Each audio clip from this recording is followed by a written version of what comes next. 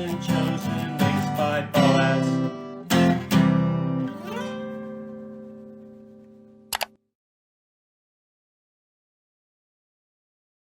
Hello and welcome to the next episode of Chosen Links. Thank you very much for being here today. I'm your host, Boaz Hepner. And every episode, for those of you who have watched before, you know that you never really know what to expect. We've had episodes with players from CBS's Survivor, and we've now have an episode where there is an October 7th survivor. We've had episodes about organ donation, and we've had episodes about the Jews of color community and whether or not they even appreciate that terminology. The important thing with this show is always gathering a diverse group of voices, ideally politically diverse, so that we can have people that are all having the conversations that we've stopped having since social media has turned algorithms into all that matters.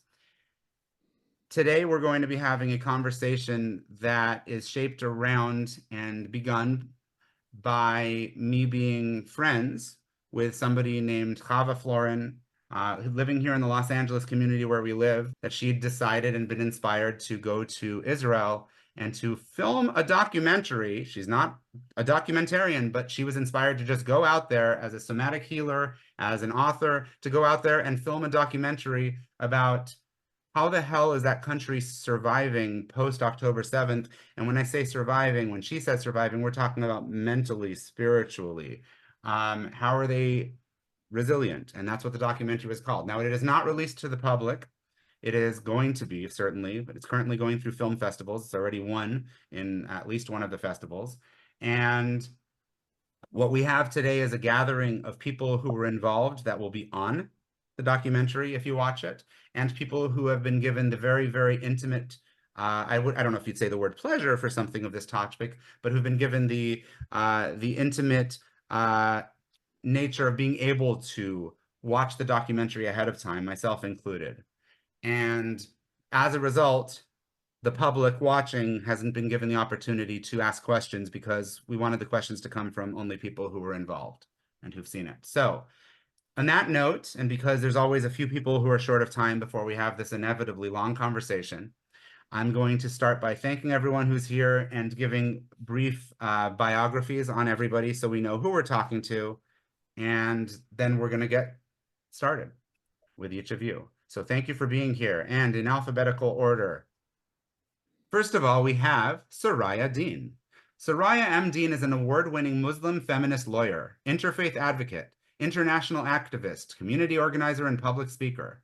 She's a passionate practitioner of nonviolent communication and promotes communication that enhances collaboration and compassion. Currently building Nigerian Women Lead, a grassroots movement of women taking action on promoting life and liberty. A strong practitioner of Eastern spiritual practices, she believes that mastering and monitoring our habitual thoughts are critical for well-being and health. And she authored the books Serve, A Call to Muslims, and Peace Matters, Raising Peace-Conscious Children. And it is a pleasure and an honor to have Soraya with us and to have a Muslim ally on the show with us. Thank you.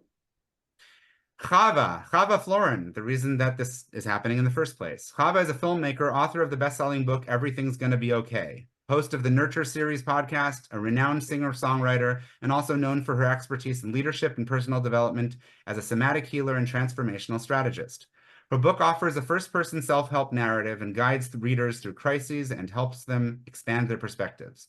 Chava's latest film, Resilient, is a documentary that examines Israel's mental health crisis following October 7th and highlights how the Israeli population navigates crisis with a special look at the effects of PTSD. As a transformational strategist and somatic healer, she creates mindful meditation workshops and one-on-one sessions that promote emotional resilience and self-mastery. And for all of us who are happy we're here today, thank you for existing, Chava, and making this. Thank you, Boaz. Thank you. Next and up, the greatest human being that ever lived. Oh, Thank you, Howard. I believe that. Barbara Heller, arguably the person I've known here longest. It's close. Barb, as I know her, is an award-winning actor, playwright, podcaster, author, filmmaker, singer-songwriter, and educator. You may have seen her as a guest co-host on The Quad, Israel's version of The View, or heard her voice in blockbuster movies, popular TV shows, and commercials: Snatch, The Heat, The Arrival, Kung Fu Panda 3, Vampirina. She has an award-winning one-woman show, Cosmic Conversations, which has been performed in 6 countries, including the Edinburgh Fringe, and gets hired for creative writing workshops everywhere, and an award-winning podcast, See One Beautiful Soul, and it is lovely to see her from here to Israel. Hi, Barb. Next we have Peter Himmelman. Peter is a Grammy and Emmy-nominated rock and roll performer, songwriter, film composer, visual artist, award-winning author. He has been profiled in Time Magazine, Rolling Stone, The Wall Street Journal, Tablet, and NPR. His newest book is Suspended by No String, a songwriter's reflections on faith, aliveness, and wonder.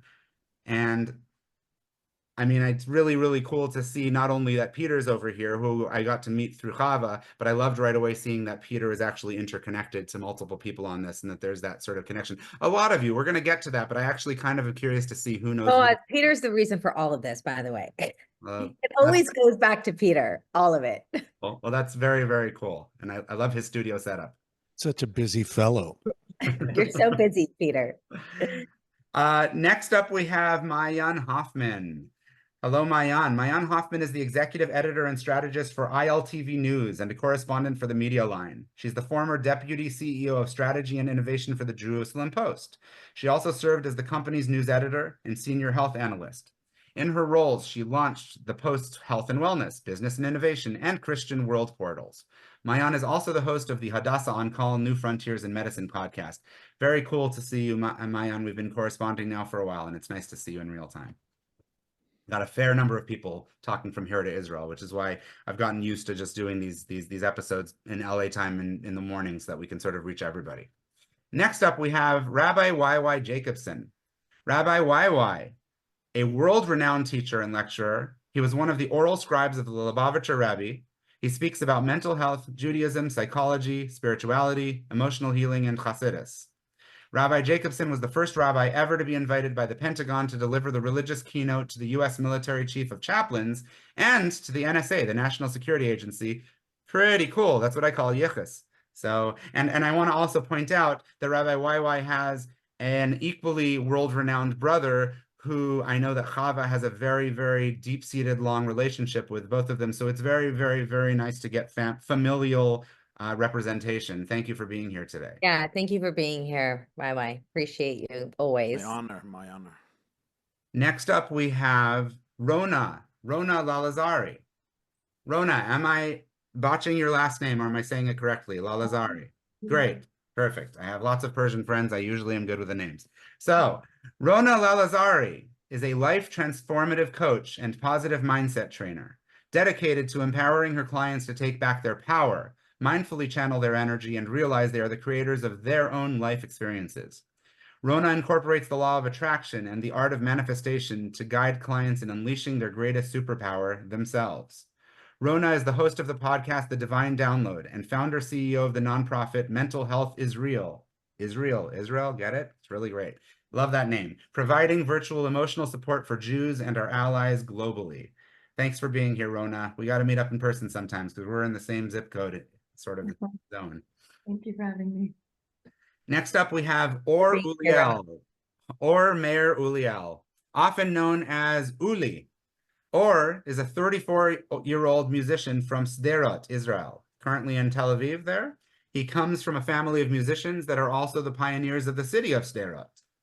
His grandparents came from Morocco and actually built the city out of desert and swamps. Or's father, Uliel, is a singer who brought the Moroccan music onto Israeli radios and televisions, and Or continues his legacy with music. Or is a single parent, and they lost their house on Sderot on October 7th while they were hiding in the safe room. So there's a lot to unpack in there. Or, out of curiosity, is your father still with us in this world? Yes, my father is still here, is still performing almost every night. And his name is Chaim Uliel, Chaim like life. Yes. And I will just tell you that I'm very happy and pleased to be here with you guys. And of course, I'm thankful to Chava that made this amazing connection. Yeah, we have a lot to talk about. We do have a lot to talk about. And Or, I would love in the future to probably meet your father. Maybe have both of you on in the future. It would be cool. I would love to. That would be a pleasure. All right, moving on, we've got my first cousin. well, the wife of my first cousin, Micki Lavin-Pell. Micki is an LMFT, sex and trauma therapist. She has been working in the field for over 25 years. She's currently working on helping people overcome barriers to their relationships in Israel using somatic experience therapy and emotionally focused couples therapy for couples and families. She runs a private practice in Israel called Loving Wisely with 4 colleagues. The aim is to help people create great relationships right from the start. You can check out her podcast with Molly Livingston called Let's Start on YouTube and Spotify. Thanks for being here, dear cousin. She's actually a former, not Angelino, but New Yorker, and she's living in Israel now for many years. I made Aliyah from Australia. From Australia, right, before that, exactly. Next up, we have not but Orli. We have Dr. Orli Peter. Dr. Orli Peter, PhD, is a neuropsychologist and clinical psychologist who leads Accelerated Psychology in Beverly Hills and serves as CEO of Israel Healing Initiative, a nonprofit formed after October 7th to bring cutting-edge neuroscience to trauma survivors. She specializes in seamlessly blending neurostimulation with psychological therapy to accelerate recovery for survivors of war, Iranian refugees, sexual abuse victims, and traumatized Palestinians and Israelis. A former associate professor and director of graduate programs at Mount St. Mary's University, Dr. Peter also contributed to terrorism research at Rand Corporation. As the daughter of a Holocaust survivor and a trauma survivor herself, her life's work is driven by a personal mission to heal trauma worldwide. Thank you very, very much for being with us, Dr. Peter. Thank you. I just want to say I'm so touched to be here by all of these people who want to help this collective trauma that has impacted the world. And I really hope that together we can forge ahead and make an impact. Well, we all watched the film ahead of time and you were imperative to it. So it was very cool. It's very cool being able to watch something with a private screening and then be able to see the people that were on there.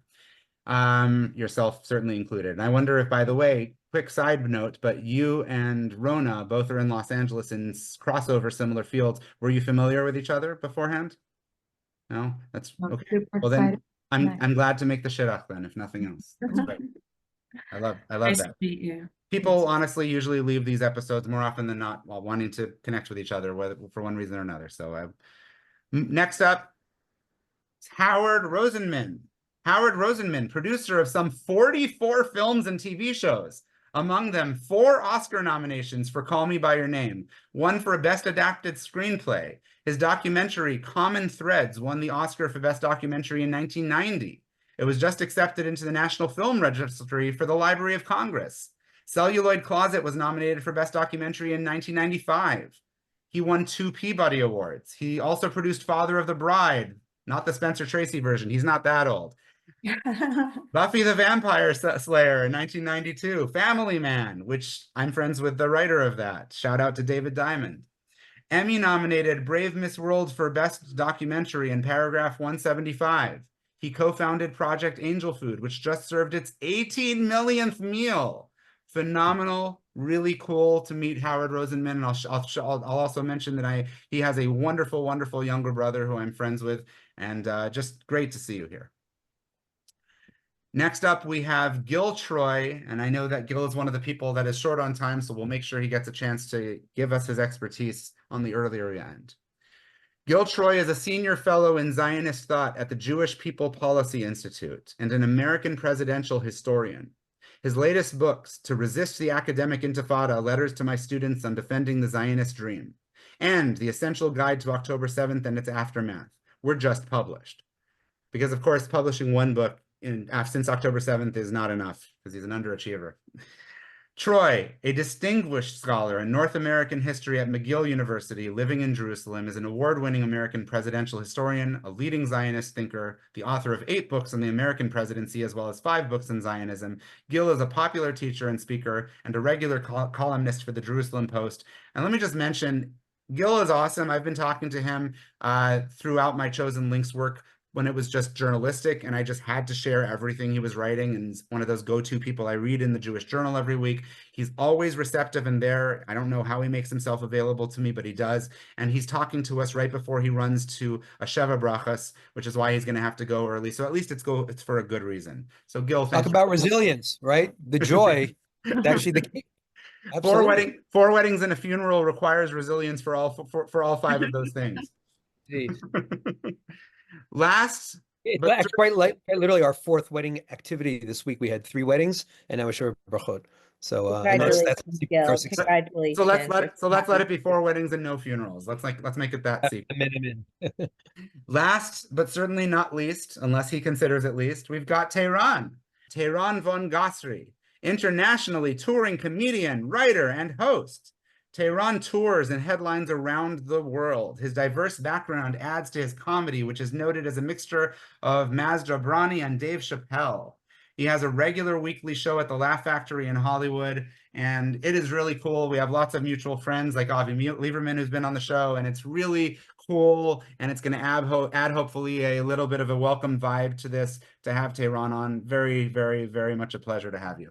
No, thank you so much. This has been a great podcast. The introductions alone has been 2 hours, so that's great. I just want to make sure everyone knows I appreciate being here, surrounded by so many people with amazing hair, by the way. That includes Peter, Himmelman, and Gil Troy. I just want to make sure you don't feel left out. Your hair, I'm sure, was amazing at one point. And I do want to let Dr. Petter know I'm actually here not to heal the trauma, but add to the trauma to make sure that you always have jobs. So I love it. you're all I welcome. love it. Oh, nice. Thank you, Tehran. Thank you for coming. He's the guy at shul that gives the kids all the candies so that the guy on the board who's the dentist gets all the work. So appreciate Tehran for that very much. I love starting off this way. And it's one of those things where every time I do a show, people tell me afterwards, are the bios too long? But then I also have the people tell me that the bios are kind of key because it's how they get to know each other. And then they enjoy the episode more anyway. So it is what it is. There's always And pros. Tehran, one of the signs that trauma is healing in the brain is that someone can laugh. So thank you. Well, That's what it just is. see who's not laughing at your jokes. Yeah. We laugh because otherwise we'll cry, right? Isn't that one of the things people say? So it's awesome being here. We're going, cameras rolling, and everybody here. Is there anybody here that didn't get the opportunity to watch the film, or we all had the opportunity, right?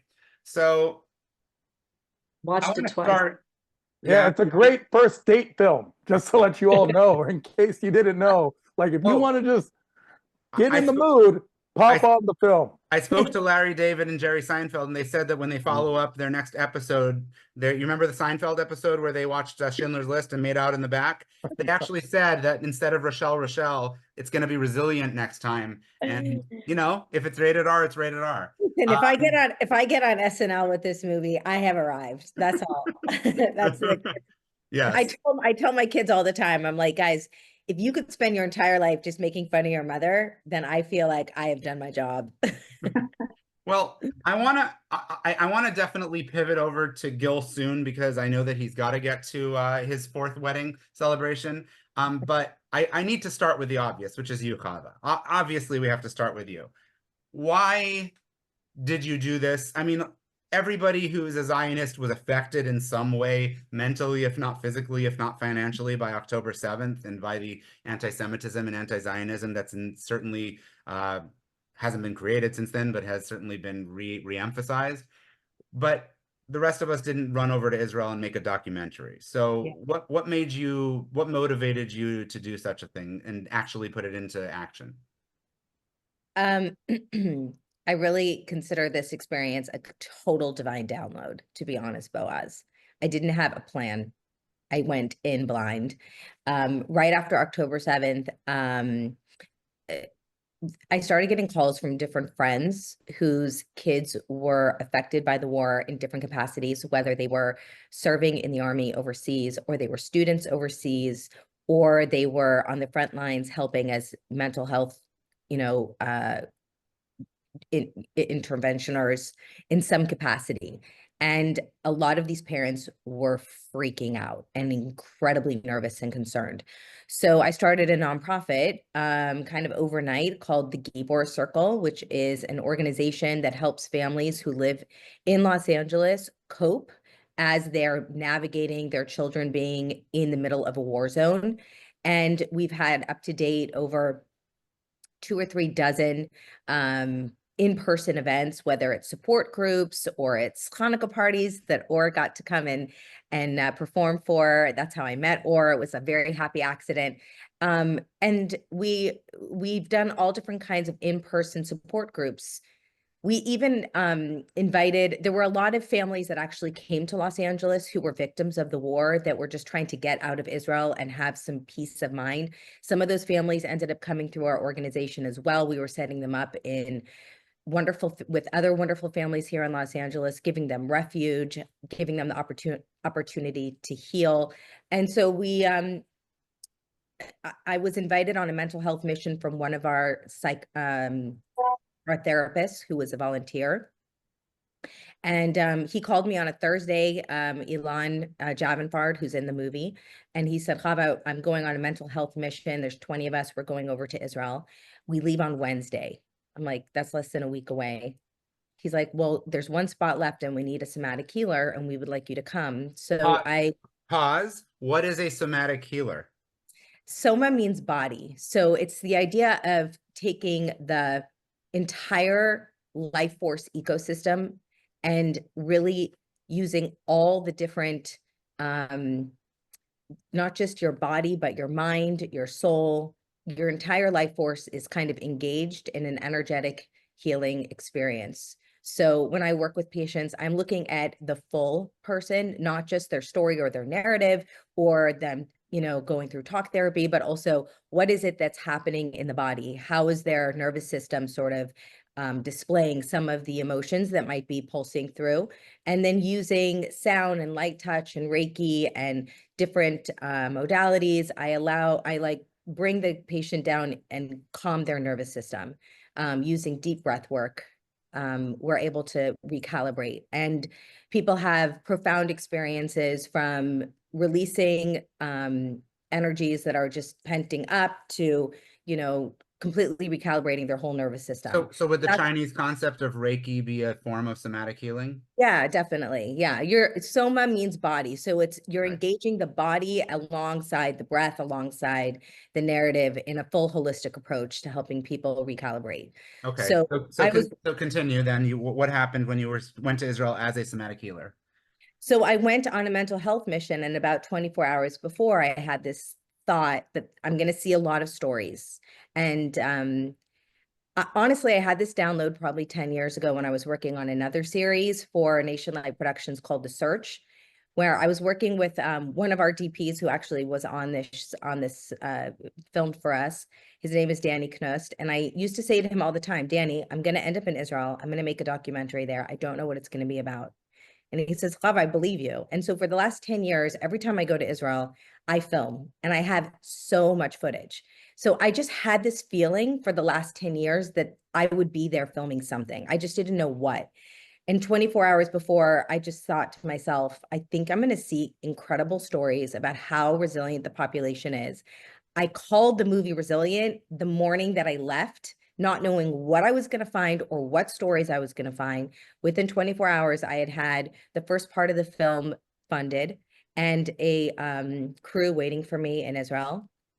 I was producing all night long and filming all day long, came home with 100 hours of footage, looked at all of it and started realizing, wow, this actually is a film. This is a real movie.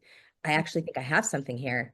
So this is my third documentary that I've made. And I've made over 100 different short films in the course of my 20 some odd career. The things that your own community don't even know about you.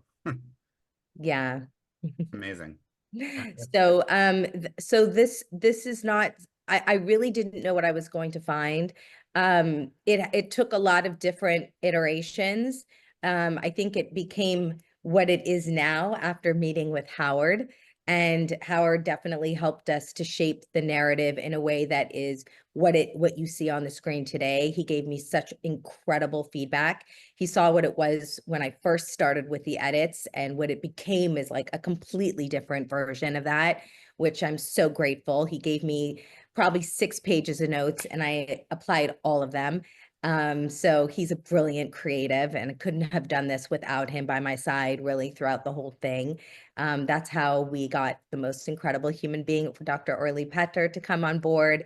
And really, truly, this has been such an incredible collaborative effort of the whole Los Angeles community. So many people believed in what we were doing and supported us. We were just incredibly blessed to be able to bring these stories to the United States. We've won 3 awards as of now. We've won Best Documentary through the Golden State Film Festival out of hundreds of films. We won Best Documentary through one of the other ones, I can't remember, I don't know, there's so many. And then we won Best Musical Score through the Cineverse Film Festival. Wow. So it's getting a lot of Good attention. resonating. Yeah. And No, I think that's amazing. And you were saying from the LA community, I noticed as one of the producers, it was, I assume, the one that I know, Larry Platt, Dr. Larry Platt. That's awesome. That's amazing. And in a private, personal way, Larry Platt has helped build up a lot of the Jewish community's shuls with my father back in the day. And he was my wife's high-risk OB. I helped her survive to what my cousin knows were 2 absolutely abhorrently awful births. So it's really, really, really, really cool. But I want to say, I mean, you're not done talking. We're obviously going to talk to you many times throughout this, and you guys are going to interrupt each other to talk. But I want to be pivot over to Gil Troy, because I do know that he has to leave sooner rather than later. Now, Gil, who is an incredible historian, I'd like you to give us some sort of ideological, historical context of Israel. How has Israel been in your mind in terms of, I mean, how has Israel survived and been so resilient, not just October 7th, but with the timeline of wars and battles and constant tension that there is in between? Golda Meir said, "You can't be a Zionist and a pessimist." And she understood, as so many Israelis have understood decade after decade, that it's our optimism that keeps us going. We are the people of Hatikva, hope. And what was really the great gift of Theodor Herzl, who formally started the Zionist movement, although, of course, the Zionist movement goes back to Abraham and Sarah and is deeply in our roots because we are so deeply tied to that land as Jews and as people who respect the Bible. Theodor Herzl came at a time when Jews were paralyzed by despair. And as important as it is to have a leap of faith, and we know how many people are lost because they have God-sized holes in their heart today, so I don't minimize the importance of faith, what he gave the Jews was a leap of hope. And hope means that tomorrow is going to be better than today, but it's upon us to roll up our sleeves and make it happen. And that has been the fuel for the Zionist movement. And that has been, by the way, the fuel in many ways for the United States of America, too. And part of the reason why the United States of America and Israel overlap in so many ways and reinforce one another in so many ways is because we both are children of hope. We both are people of hope. And one of the things that terrifies me about what I see in the United States today is too much despair, especially among our young people. And it's so ironic that my kids, who have served hundreds of days in Miluim, in reserves, that their friends, the people who got married this week, are all children of hope and children of light. And that's the beautiful tension and the poetry that we see in the documentary, because we go back and forth between despair and hope. And I just want to honor all of you who were in the film, and especially Chava's work, because what you really did was you showed that. You showed that true resilience comes from knowing that tomorrow will be better, and also that we're not alone. I think the other thing that's going on in America today is that sense of loneliness. And again, you see people hugging, people touching, people connecting, strangers feeling like family. Or I feel like I know you simply because I watched the movie and I saw the beautiful, intimate relationship you have with your holy child. And that child is a child of hope. and that child is gonna be our and the beautiful thing of you sitting and having saying Shema, saying the prayer with him the night before is just unbelievable. So it was one moment of goosebumps after goosebumps. And the other thing I just want to say is that for me it was also very personal because one of my sons, Aviv, who served in a very intense unit, the way he healed was 20 of his friends and he went to Kibbutz Be'eri, and they were in those clementine orchards. They were picking those orchards, and we spent a day with them. And so to actually see how you came with your more somatic approach to do the same thing in that same space was very, very resonant. By the way, you gave props to the people that were on the documentary. Let's just point out for anybody watching, Gil, you yourself were also in the documentary, so you also get some of those same props. That was the boring part when you bring out the nerdy historian. I wanna ask, the other person that I know I have more limited time with, Rabbi YY. So I'm gonna present something. So my friend Patrick Vukovic, who's my dear Christian friend who's recording us right now in the background, we watched the film together. And one of the questions we both had is a question that I actually, multiple people can answer this, but I want to know what Rabbi YY thinks of this from a spiritual point of view. You all noticed within the film very haunting images of the teddy bears in Tel Aviv, right? The teddy bear images in Tel Aviv, right? Okay. It made sense seeing them. We understood the purpose of it. And this is a point. Now it made sense also, though. Do you remember there was also the point where people were talking about how they're trying to shield children from seeing images on their phones because they don't want to see them, right? So Patrick and I were both wondering, I assume you know where we're going with this. There was a bit of a dichotomy in terms of what's actually right and good for people out there, right? From a professional psychological perspective, dealing with trauma, wouldn't the teddy bear display be a bad idea for children to see? You're not going to tell them not to look at them, and damaging in a way that the other project of not looking at phones is trying to prevent. Aren't those two projects actually clashing? Yes, I would like the professional psychotherapist to answer this, but I actually am very curious what Rabbi YY thinks as somebody that if I was a parent, I might send my kid to one of the psychotherapists, but I also might, as a parent, want to go talk to Rabbi YY for counsel. So what would you tell to people who are living in Israel who had those two sort of dichotomous projects? So I think that this very painful topic, I would approach in two very different ways, one more individually and one more collectively. Individually, the responsibility and duty and privilege of every parent and every caretaker and every educator and teacher, and certainly rabbis and leaders of all types and forms, is to be able to protect our children in the deepest and most authentic way, which means not to hide all of the knowledge from them, because that doesn't protect our children, they're going to find out, but really age-appropriate, sensitive, empathetic, emotional attunement to the needs of every child, and creating an environment of safety, of course, in the home, in the classroom as best as possible, which always comes from very, very deep regulation and co-regulation and deep trust. And really the story of the Jewish people is a story at the end of faith and trust and surrender to a reality that transcends us infinitely and that we can't always understand, but yet we show up with love and with courage and with confidence. That's on one level. On another level, I think there's also a misguided component here, which is very, very painful, and maybe not everybody will agree to me or relate even to this, and that is there is a certain group of Jews have a very big problem psychologically. It's called self-hate, self-loathing. Our traumas and exile and persecutions have been so intense that it's very hard for many Jews to blame anybody besides themselves. The fact that they've been expelled from almost every country in the world, the fact they've been hunted down and persecuted in every generation. We're soon going to say in the Passover Haggadah, in every generation, huge empires have one agenda, and that is to exterminate every single last Jewish child, including in our generation. And it's only God who saves us in every generation.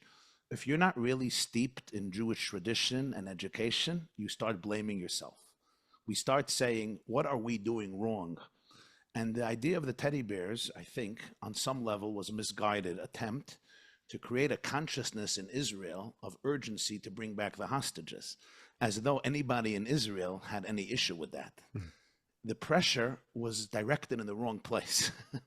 All the pressure has to be on the Nazis of today's generation, who must be destroyed and liberate the hostages. Instead, the pressure was being put on the Jews as though the Jews could do something about liberating the hostages when you're dealing with a genocidal, literally Hitler-like regime in 1945, and you're trying to put pressure on Roosevelt and on Churchill to liberate the Jews in the concentration camps. So I think this has a very, very deep, complex, psychological, traumatic problem in the Jewish psyche of not realizing who is their real friend and who is their real enemy. And we need a lot of healing. If I may jump in, it's as someone who spends a lot of time speaking to college students, it's fascinating. I think it's almost generational that the fourth generation of American Jews in particular, who would have been my kids if we had moved to Israel, their radar to sense the enemy has been neutralized because we've been happy camp for so many years. We've been coddled for so many years. And toward the end of the movie, Chava, you have this interesting point where you say Israelis have to learn from Americans and Americans have to learn from Israelis. And I think that would be, unfortunately, I have to go to complete a minyan so we can say Birkat Hamazon so we can usher this happily married couple in. But I want to put on the table that it actually is really interesting to think, what can we learn from one another? Not to judge one another, because we've also seen that we're all very much in the same boat. And one of the things that I think that Israelis can teach American Jews, and I say this as someone whose kids came when they were 5 and 7 and 10 and 12, and we actually came from Montreal. Canada's even nicer than America, and they were in this beautiful Jewish day school where they had a feelings lady, like a social worker who would sit in the yard during recess and see who was on the side, and we had a little song that the kids would sing about.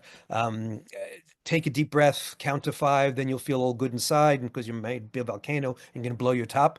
Now, in Israel, if you go to the schoolyard and it's the Wild West there, if you start counting to 5, they're going to bop you by the time you hit 4. And you could say, oh, look how violent the culture is. But you could also say, wow, there's a certain toughness that comes from being on the Israeli schoolyard. And one of the things I ask college students, because I think American Jews have to learn a new kind of resilience, a new kind of strength, a new kind of toughness. One of the things I ask college students, I say, when your mother told you if you confronted a bully when you were 7, 10, 12, what were you supposed to do? And most of them answer, run to the teacher. And maybe one of the things we have to learn is that when a bully comes after you, you have to bop them right back in the face. Now, I tell people that, oh my goodness, that's violence. I don't know. Let's at least have the conversation. Let's have the conversation about how we raise a new generation of American Jewish kids who have some of the toughness that Israeli kids have. And let's also have a conversation about how do we raise a new generation of Israeli kids who have some of the politeness and the sophistication that our American kids have. And then we can learn from one another, and we can, rather than judging one another, create the kind of Jewish world and the kind of, frankly, Western world and the liberal Western world that we need.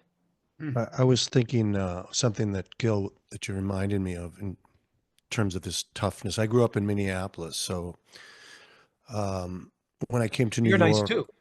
What's that? They're not as nice as they're not as nice as you think, and they have a nice face. And when I came to New York, it was funny to me because the Jews there didn't understand how quickly our haters could turn on us. But I was fighting every week. There was swastikas on the lockers. It was a normal thing. For me, it wasn't a question of when this new phase every 70 to 100 years of Jewish hatred is going to happen. It's just when and how. And nobody could have quite imagined the scenario that did take place. The toughness has to be accompanied by another thing, which I also think is missing. And my older son, Isaac, he told me this the other day, and he's got a number of wise things. He told me this from after his Rumspringer, he's moved to Crown Heights, so he's got a new enlightened perspective. And he said, he calls me Tati, and he said, the Jews might be incredibly numerically small, compared to the Muslims and the Christians. But what we do have is a tribe, call that a family or a peoplehood, that's 1 million people strong. And I don't have to tell anybody about the tribe members, the resources, intellectual, creative, emotional, that we have. And once you start viewing yourself as a tribe or a family, and your sense of love for your fellow Jew, which is hard for people to say too, why should I have love for my fellow, not make it universal? Well, no love is universal. Every love is specific. I love my brother more than my best friend. I love my best friend more than my acquaintance more than a stranger. None of that hierarchy prevents me from having love for others. But at the top of it, I'm not embarrassed to say, is the Jewish people. That's my tribe. That's my people. So until you have a sense of that feeling, and some people got a little bit more of it after 10/7, you know, I marched with BLM and I did this and I can't believe it. I believed it. I didn't take a step for those movements. You could already tell where they were going. But unless you feel familial, unless you have an intense love, you won't be able to tough it out. Why would you? If everyone's the same and everything's parv. So to have this love, which is a result, as you said, it's between tragedy and love, push everything as much as possible to love. That's our success. That has been our secret. Yeah, And thinking about the other. Wait. So, like- I want my cousin. Yeah, I want my cousin to be able to speak now. But first, I want to say bye to Gil. We knew we were going to have. I believe so. No, but one last thing, which is we need the joy, right? The love and the joy. Yep. And one of the things I saw from a month-long trip in the United States is that many American Jews, the more Jews who are really, really with us, who love Israel deeply, after October 7th, don't feel the same permission that my kids have, and that these people who are waiting for me have to have joy. And Peter, I agree with every single word you said, that only by having pride, but also having that joy and having that connectedness, can we win? We will win, because we are a cult of life, not a cult of death. And we're a culture of memory, but not a culture of trauma. We move beyond culture of long memory. That's what Pesach is all about. Let's tell our story again and again. So, love it. Anyway, thank you for all of your amazing work. Thank you, Gil. I'll learn more from you. I look. Thank you, Gil. Enjoy the simcha. Yeah. Thank you. Go ahead and log out. All right, and as we continue, Micki, you were about to speak. Yeah, no, I was just going to say, thinking about the other is such an important part of healing of the trauma. I really see that. I did a lot of support groups for parents of soldiers throughout this time. In fact, I started doing support groups for not only parents of soldiers, but I was hired by a bunch of top, companies right immediately after October 7th. And one of the things that I really got to see was that people who were able to focus on other people, like caring for other people, being concerned for other people, doing activities for other people, they thrived during this time. And I think that, Chava, you definitely touched upon that very much so, especially when you interviewed people from one family, all those people who had experienced so much trauma over so many years, the ones who really got out of this well, were the ones who were concerned about other people. Moish Feiglin, I love the way that you showed that circle of Moish Feiglin singing. He's an old friend of mine. We lived in Melbourne together. And he actually sang at my son's bar mitzvahs too. I knew so many people in the film. I was like, oh, Ami Bran, Arya Dobular. Like, I knew all these people from like way back all over the. So it was really, really cool for me to watch it on so many levels. It really makes me feel that togetherness of Am Yisrael, like just, knowing all these people. But just the whole thing of like thinking about other people. One of the things that I saw, that I experienced personally, that we all kind of did, my children as well, was we all thought, what can we do for somebody else? And that whole thing of what can we do for somebody else, that was what helped us not get into the trauma. My son, who's now himself, he's a chayal, he's a soldier, he's in Sayeret Sanchanim, he's an elite paratroopers. He and his friends dug graves on October the 8th. That's what they did. These 20-year-old boys, he was 20 at the time, literally dug graves because they were so petrified about all the bodies that were to come back. That was the first thing that they thought to do. They've got to, they just kept themselves active by doing all these different things. People made sandwiches. People, just support groups just sprung up everywhere, all these different things. So this whole notion of doing something for somebody else, I think that was a real thing that really helped keep us out of trauma mode in Israel. And it was a real distinction for me. So I know, Rona, you want to say something, but I was in America. I was in New York, actually, on September 11th. And it was something that I saw there as well. The first thing that everybody did was they ran to give blood, right? That was the very first thing, like the World Trade Center went down, bam, everyone went to give blood. And that was a really huge thing. There was a poster that went up, sort of a darkly humored poster after a couple years after the Bosnian War ended. And the poster read, "It was better then."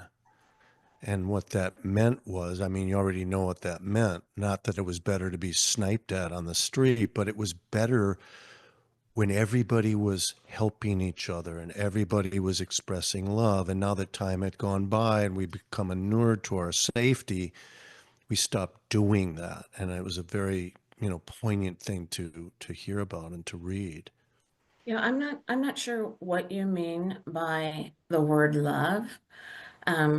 I started this nonprofit after October 7th, because of the connection that I felt. My father was a Holocaust survivor. We lost dozens of family members in Auschwitz.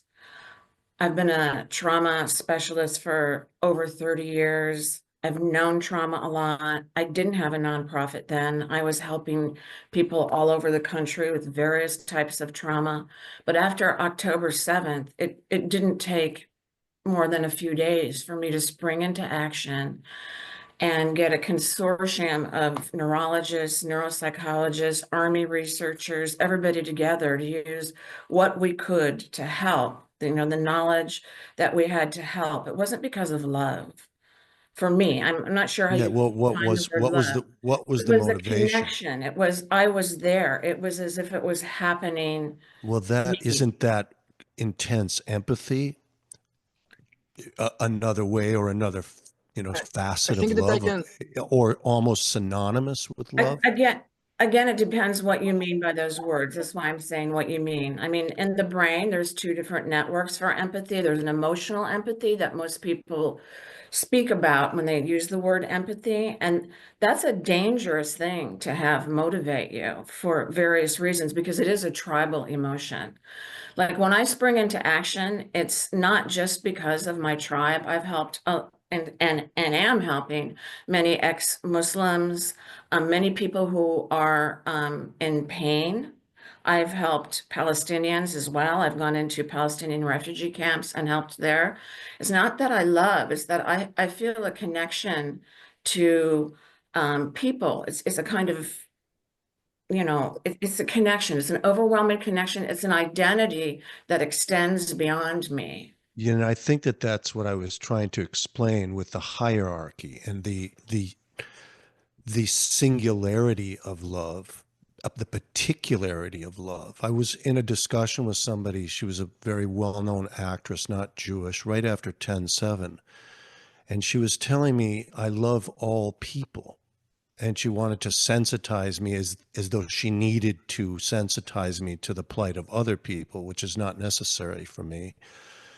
And I said, well, you have two sons, she told me. They were 14 and 17. I said, so are you saying to me that you love everybody equally? Which she did seem to say. I said, so do you love your children equally to your friends' children? Because that would be very hard for your children to appreciate. And that idea, and I know I'm not saying that that's something that you're trying to evince, but that particularist love, let's call it, my love for my wife, which is stronger than the love for other women, prevents me from being loving in a universal sense. For me, it informs how to love or how to connect. Those two words are synonymous. And exactly right. I empathize with my enemies, and it doesn't make me love them. I try to understand their motives. If I do have an enemy, and I feel at this time, for the first time in my life, I do have enemies. Empathy, you're correct, is not love. Love is the willingness to give of yourself. Empathy doesn't make you do that, to This is run out and actually, do something. to interrupt for a second, this actually reminds me a little bit of what we learned in nursing school, right? I'm an RN, and they actually teach us, because you're going to be dealing with people day in, day out. Obviously, you're dealing with people who need who need care, right? And so in there comes lots and lots of emotions coming at you, and potentially lots of emotions you're going to be feeling back at them. And one of the things they teach us is don't give people sympathy, but give people that empathy, but don't let things get through to you. If you have to, if it gets through to you where you're sitting there, right? Much like how a therapist would be, right? We have multiple therapists on this chat. You can't let it, once it starts getting through to you or each one is just destroying you, you need to take a sabbatical and figure this out before you come back. And it's not just a heartless thing, but it's because you're not going to be able to be a good provider for them if you're just yet another friend who's in there who's crying with them. So I think that it's different. It's got a little bit different, but it's got that same sort of idea of, it comes back to empathy. I want to ask a question though. I know Maayan was about to chime in, and I actually think Maayan might be the first person who might want to chime in on this. Another thing that I was thinking about, and this is before I get to some of your own questions that you sent me for each other. I think Rabbi YY is going to have to go soon, by the way, as well. What was shown in here that I thought was really cool was lots of various different community efforts that were being brought in from different people to show their resilience, right? We had that one guy walking around who was talking about how he gathers toys to give kids, which I loved. That guy, he also spoke really well. I really liked him, like, as a human. He looked like a guy I'd be like, have fun playing poker with. He was just a good dude. There's lots of community efforts that I showed in Israel. What I wanted to ask, and I think it would be good, certainly for the therapist to know, but I kind of think Maayan would actually be good to answer this as somebody who reports on the news of what Israel's doing. What efforts have there been by the Israeli government or the IDF in the same field? Not just by community people, not by individuals who are inspired to do it, but by the country as a country. Maayan, do you want to start that off? Well, I mean, there's definitely been an effort more so after October 7th than in any of the other, escalations, we can call it, that obviously October 7th is very unique in order to deal with the issue of trauma in the country. In fact, for the first time ever, the IDF instituted something really interesting, which is this it's like a holding ground. Soldiers leave Gaza, they go for 24 to 48 hours to a base in order to kind of debrief and to make sure they're not experiencing PTSD or other traumas. That's never happened before, because what they were finding was that people were coming out of Gaza and they were severely traumatized and they weren't able to process and go back to their families, which is something we never saw before. But the IDF has instituted, and just yesterday, actually, it was fascinating. The Defense Ministry, the Prime Minister's Office, the Health Ministry sent out a collective message saying that they've extended the number of sessions with therapists and others in order to help support the people who have suffered either from October 7th, the hostages, the hostage families. So, and the other aspect has been this incredible escalation in what I call trauma tech or trauma technology. Like, you're seeing, this is more on the private side, but you're seeing a tremendous amount of collective effort to look at the challenges that the country is facing and how we can better combat them by using technology, because we're the startup nation, in order to reach more people. Because before October 7th ever happens, we didn't do trauma very well in this country. And in fact, we had a deficit of psychologists, psychiatrists, trauma therapists. And then October 7th hit. And as Chava so quaintly, showed in her video, and I loved watching your documentary. It was very powerful, but also you really understood the concentric circles of trauma and how many people have been touched by October 7th that weren't just victims in the South, but actually it's all of us here in the country. And so as a result, not only has the government stepped in, but also, I don't know if it's like lemonade, because how do you make lemonade out of like one of the worst, tragedies we've ever had in the country? But what we are seeing is that the country is stepping up and saying, okay, we don't have the tools we need. So what do we need to develop? And I believe that in another, few years, we're going to be another light into the nation, not just in cyber or in defense technology, but actually in this trauma technology, in order to better serve the world that's dealing with so many traumas, and it's not just Israel. I certainly hope so. I will say, Boaz, that there's actually 3 tiers of trauma happening right now in Israel, which I think we have to be very aware of. One is the tier of trauma that's happening with those who are on the front lines, when we're talking about IDF soldiers, 20-year-olds who are on the field dealing with, life and death decisions on a daily basis and seeing things up close.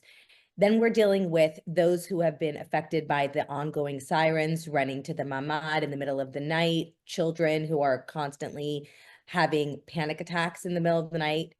And then we're dealing with another third tier of trauma, which is even more concerning, which is our Zaka workers, our first responders, our psychologists who are seeing some of the most heinous things up close. And those are people who the IDF actually does have a lot of there are some programs in place for IDF soldiers, obviously, but there are no programs in place specifically for first responders. And so well, that's not actually accurate, because here they have Zaka, for example, has an incredible program to work with their first responders. And there are others that are working but with that's new, isn't it, Maayan? It's not so new. Zaka actually, I interviewed, starting within a few months after the war, Zaka was working with their first responders. They have special trauma sessions, they have collective therapy, they have many different opportunities for them, mostly because, if you remember, the Zaka workers were the ones who went in and collected the bodies within days of the trauma. So even United Sala that went in, Mata was also, but it was a little bit different. But United Sala and Zaka actually have a lot of programs in place for this. What kind of programs do you have for like therapists who are, because I know what I heard when I was there was that there just isn't enough resources for even the therapists, and that there aren't enough therapists as well. And so what are you guys doing to mitigate that? I'm just curious. Before Maayan answers this question, raise a show of hands. Who actually lives in Israel that's on this chat? Gil, who left, and Micki, and Maayan, and also Barb, right? You're not raising your hand. Barb, don't you live in Israel? Yes. I don't live in Israel. I've you're just just been there here for now. 3 months. I'm coming back to LA in 2 weeks. Got it. So, and I'm confused. Orli, you work here and Israel? You just go back and forth? Yeah, so I am going back and forth basically. So I'm there about 3 times a year, and I stay between a month and a half, 2.5 months each time. So it's about half and half. I was trying to clarify what it was, because I know you have a Beverly Hills practice, but you're talking about Israel like you were there, because you are there a lot. Okay, I understand more. So let me ask, you're an actual October 7th survivor, okay? And you've had PTSD, as have other Israelis, but you specifically have had your own PTSD from this. What is your own personal? I'm not asking the professionals on purpose now. I'm asking you as a human, you as a patient. Do you feel like there is enough happening in Israel for people who are experiencing PTSD? As the previous people said, yes. Now I believe that the system is able to take care of PTSD or anyone that needs help, because Chava was there right after the war, or in the middle of the war, actually I can say, and of course that the resources was not there, and the whole country was a mess. Like, people didn't know what to do. So first of all, we took care of the soldiers, and even I say we because even people like me that suffered from directly from October 7th, we forgot about ourselves, and we went to take care of other people. If it's as a musician, to perform and to raise fundings, and we try to work around the clock just to get the support that other people needed. And actually, it's funny that you said, because it took me about, I don't know, 10 months to go to therapy, because I didn't think that I was affected. I was trying to see if anyone else got affected more than me. So it took me time to understand. I will interrupt you with that, because you were kind of like, I think you were almost like disassociating when we first met. And there were moments that you did tell me that you couldn't, you were really struggling. And at the same time, you were like not buying it. Like, you knew you were struggling at moments, and at the same time, you didn't want to see it, so you were ignoring it, which was to me like a kind of a disassociation. You could interrupt us this way, but I think that it was kind of like, your whole movie is about that, resilient. It's about the ability as an Israeli to just just shake it and say, okay, tomorrow is a better day. Tomorrow is going to be a better day. Yeah, but I think you have to acknowledge that Israel, even though we are very resilient, And I think that we all are, I live in Jerusalem, so I get a lot fewer rockets, but I've been covering this war and been down in the South dozens and dozens of times, in the North, etc., and all the communities, and saw it all within 2 days. And I think that like all of us have different connections. There are people that go out to protest for the hostages, the people who, as you mentioned, Chava, our first responders. Like, we are super resilient in Israel because we've been trained to be resilient, but we still are, with all the things, like I was sort of saying the lemonade, but I think that on the other hand, we still don't have enough resources. The good thing is that we're realizing, because we don't have enough resources, we need to find them. But definitely there are people that are not receiving enough. I mean, you see, even there's survivors who have been talking about how they can't get enough trauma therapy, and there are not enough therapists in the country. There are definitely not enough people trained. There's not access to care for many people in this country. I do agree with you, and I think, I'm sorry. I do agree with you, and I think that, let me rephrase it. The resources are the people in Israel, more than the government, I would say. I have a lot of friends that are psychologists. They're taking care of people for free, or having sessions with kids for free. Matter of fact, I just started studying, I don't know how to call it in English, but it's more like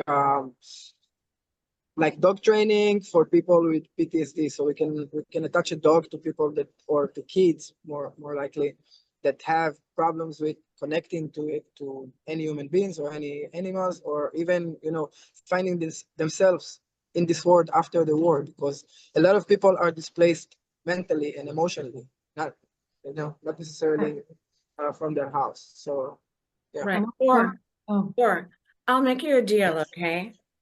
Yes. Because I have seen many people, and one actually was a woman in Sderot who, kept insisting that she wasn't traumatized, even though the way that she was behaving showed so much anxiety. And the story that she told about being on her roof for 4 days, not wanting to leave Sderot, even though she was ordered to leave, because she had to keep, searching to make sure that Hamas was gone. And she would pick up a glass and her hand would shake.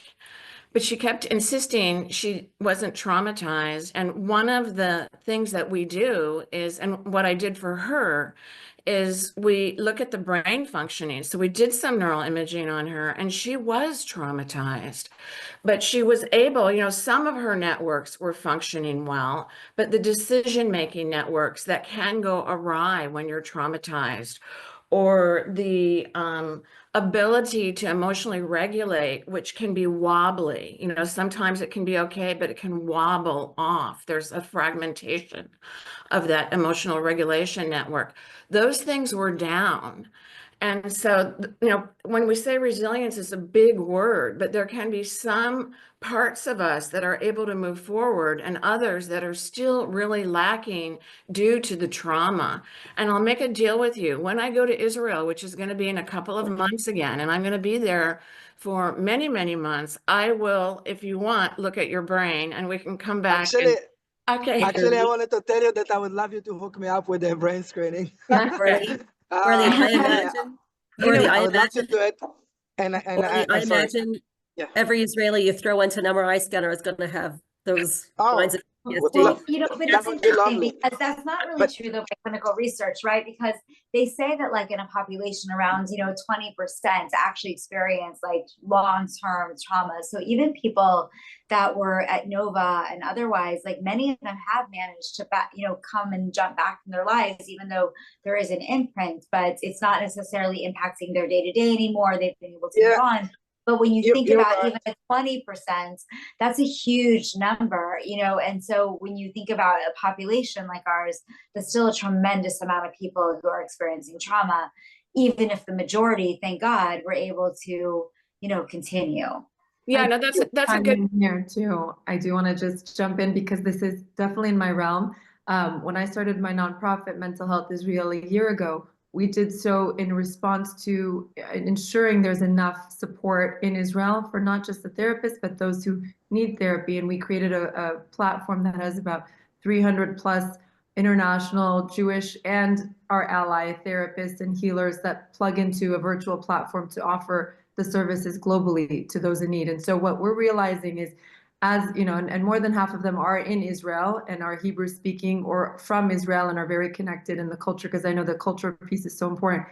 What we're noticing is exactly what you said, or where the end users don't feel like they either need it or somebody needs it more than them. So we've been running a whole campaign, and I would love everyone here to be a part of it, where you're almost like breaking the stereotype of what it even means to get help, right? It's like even the college students, where we opened it up to college students. It's a movement that we've opened up arms around the world, and we've set up our little branches to recruit the local therapists and the healers to be on our platform. We offer the one-on-one service. People are first, we have to break through this. You are just as important in your healing as somebody who, like Or, may have experienced it firsthand. So many people are handing it off to another person saying, no, I don't need it. You take it. You take it. Where it's like, it's this hurts, right? Or I'd love to hear your thoughts. Yeah, I would like to comment because before we go into to the break. You're all right. All of you guys are 100% right. But I think that we were too blindfolded to understand that we needed therapy, that we needed some help. And as I said, we were trying to help other people, but worse than that, we just couldn't get the help. We couldn't ask for help because for me, I grew up in Sderot. So since I was 10 or 11 years old, we were under a missile attack. So it got to my house a few times already, never an RPG while I was with my kids. So that was another trauma for me, that as a father, I couldn't protect my own child. I think that where I met this trauma. I think so. I'm not sure, but from what I think. But as I said, we grew up into this reality, so we don't know anything else. So my trauma is from this specific day. I don't know if it's right. Maybe it's from the last 25 years, you know? And it's so long that I don't even realize that I'm in trauma. That's what I'm trying to say. Well, you might not have PTSD. Or I'll also say, You don't know. one thing is that resilience, and you've been talking about being so resilient. Resilience is not fun. It's painful to be resilient sometimes. It doesn't mean that you're enjoying the trip, you know? And we use a lot of different ways to move through resilience, but that doesn't necessarily mean that it's not incredibly uncomfortable. So I'll just finish with that before we have our break. As we go to our break, I'll ask Tehran to just tell me if I'm right in saying that without something to have to be resilient from, there probably would not be any good stand-up comics in the world to give us their routine. Well, the best comedy does come from tragedy. I do want to tell Or that I speak perfect English and I still have no idea what I would call that therapy dog trainer thing that you do. I don't think there's like whatever it is that. I do think that Maayan has an amazing ability to discount every single person. Like, you're really good at debating. Like, you should have been a lawyer. Like, I want to hire you. You're amazing. Like, your facts, you're just like, actually, and I'm like, you know what? Maybe I don't have trauma. I love that. I do think we should all acknowledge that Chava's film speaks to a lot of these things, and that's what it's all about, is that resilient as a documentary this is such an important topic. And it's such an important topic that even during the course of this conversation, I'm like, instead of dropping bombs, maybe we need to start dropping self-help books and therapists all over the Middle East. Like, maybe that's what we should be doing. Thank you, Tehran. I really think that we should all realize that how important this is. We take care of our bodies. If we get a cut, I go to the doctor and I get a Band-Aid. But what do you do when you cut your mind and your heart and your soul? We never discuss these things. And then we also never discuss the fact that all of this is actually Micki's fault. Every place there's a tragedy, she's at. September 11th, October 7th, Dallas when JFK got shot. She's like, I was there. And I'm like, whoa, why are you at all these places? Someone should be investigating you, Micki. Someone should be investigating you. I wasn't at the Bali bombings. Just saying. Allegedly. It's not just the Israeli population who are dealing with severe trauma. We're dealing with an entire population of Palestinians who are also dealing with severe trauma. Had I had more money and more resources, trust me, I would have loved to have covered those stories. And I'm sure there are unsung heroes in those communities as well. And I think, you know, the reason why I wanted to make this topic is because this is a human topic that has no, it goes beyond any kind of divisiveness. This is a human story in terms of how people can move through difficult times. It doesn't matter what side of the aisle you're on. And my goal in this movie is that we understand each other more as human beings as we move through hard things. We're all moving through hard things every single day. Every single person, there isn't a person you're going to meet in your lifetime that is not going to go through a very difficult period of time. The question is, what are ways in which we can come together? And the thing about this film is I learned three important things about how the Israeli population deals with difficult times and uncertainty. One is through community. Two is through music. And three is through faith. And that to me is a universal lesson, that it doesn't matter where you're from or what you believe or how you come together as a community, or what community you're a part of, or what tribe you're a part of. These are three very important elements of finding ways through difficult times. And I'll just say, being resilient is not a fun time. It's exhausting sometimes for people. It takes everything out of you. Thank God for people like Tehran who can make us laugh through the in between the raindrops. Otherwise, I don't know what we would do. And I'd love to hear from Soraya on this Well, point. I just want to quickly add, I mean, it's a great honor to be in your midst and talk these things through. I come from a country that waged a 30-year civil war. To this day, we have about 100,000 war widows. So when you are dealing with not just grief, but trauma in the international world, it has different dimensions. There's a geopolitical aspect to this. My Sri Lankan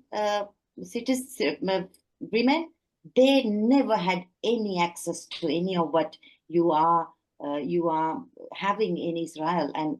And just that's such a privilege that you have worked so hard to build on the sciences and to do the research to understand. I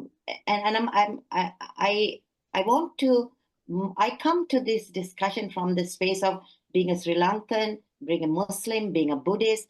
In Buddhism, I'm sure you're well aware of this.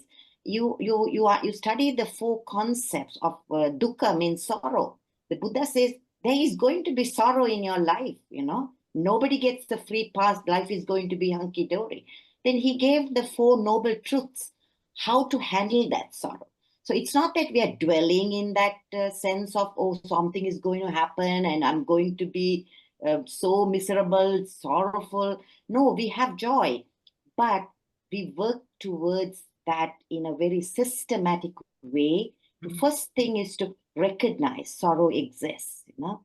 So that has been a critically important thing for me. And then something that even Buddhism says is the community, you know. If you can rally the community and get, it is so critically important, the community, and also expanding your mind. So I don't know whether Boaz is going to ask me a different question, but I come to this conversation as an international player, you know. Will I say the wrong thing? What might rub off? Because after October 7th, I'm a community organizer. I created a flyer and I wrote, your silence is not going to save you. And some of my Jewish friends were offended. She said, Soraya, how could you say that? We have done so much for everybody. That'll offend the Jewish people. Don't only circulate that flyer.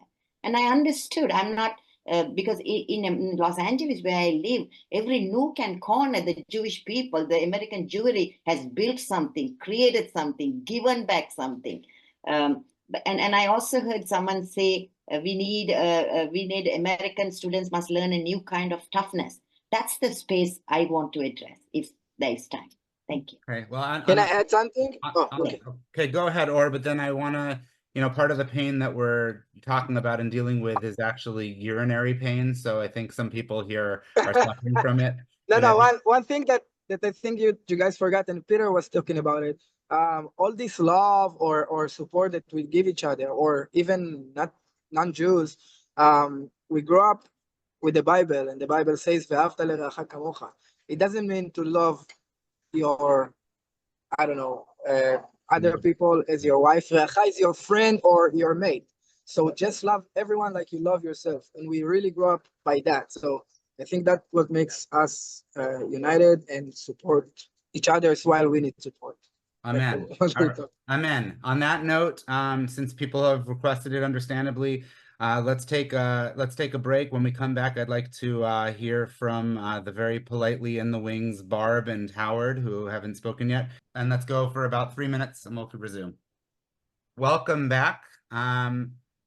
It's been an amazing conversation so far, and I'm glad that it's lively enough that people are moved to really, interrupt each other, which is actually a sign of respect to the conversation. It's not disrespectful at all, not in the context of my talks. We finished with Soraya speaking a little bit, but I don't want to quite leave that elephant in the room. And the elephant in the room is the fact that, Soraya here is, as far as I know, the one person here who is not Jewish in the chat. Most of my chaps are an eclectic bunch with eclectic religions, but given that this was about Israel and PTSD, wouldn't have been surprising to anybody if this would have just been nothing but Jews talking about it. However, Soraya is a Muslim great ally to the Jews, but I wanted to just ask, sort of like how I asked Chava in the beginning, why? I want to ask you, Soraya, why? I've never been invited onto an episode of a bunch of Muslims or Buddhists or Christians talking about a crisis that they're going through, even if I've donated money to those crises, right? Or maybe even donated blood at that moment in time. But you're doing something that you've taken a really big active role in. And you're doing this as somebody who's outside of the faith, outside of living in Israel, right? It's not as even like you're from the Druze community living in Israel where you have missiles coming towards you. What's moved you about this so much to be a really beautiful person and wonderful ally towards us and a new friend to me? Thank you, Boaz. First, I want to be on that plane with Tehran, dropping those books. Yeah. It's one of the most beautiful things I heard. Wish we can do that, but what's on the ground is not easy to do Maybe that. we can drop some hardcover books over Hamas's head too, regardless what's in them. But go on. Yeah. So, September 11th, 2007, my 7-year-old son was bullied for being a terrorist. 9/11 is a hard time for Muslims. And that day, I had to seek interfaith partners to survive above this particular narrative about American Muslims. And when I looked around in my city of Los Angeles, it was the Jewish people who came and supported my work. And in fact, today, my Jewish friend Masha Noack and I, we built the largest interfaith solidarity network in the San Fernando Valley.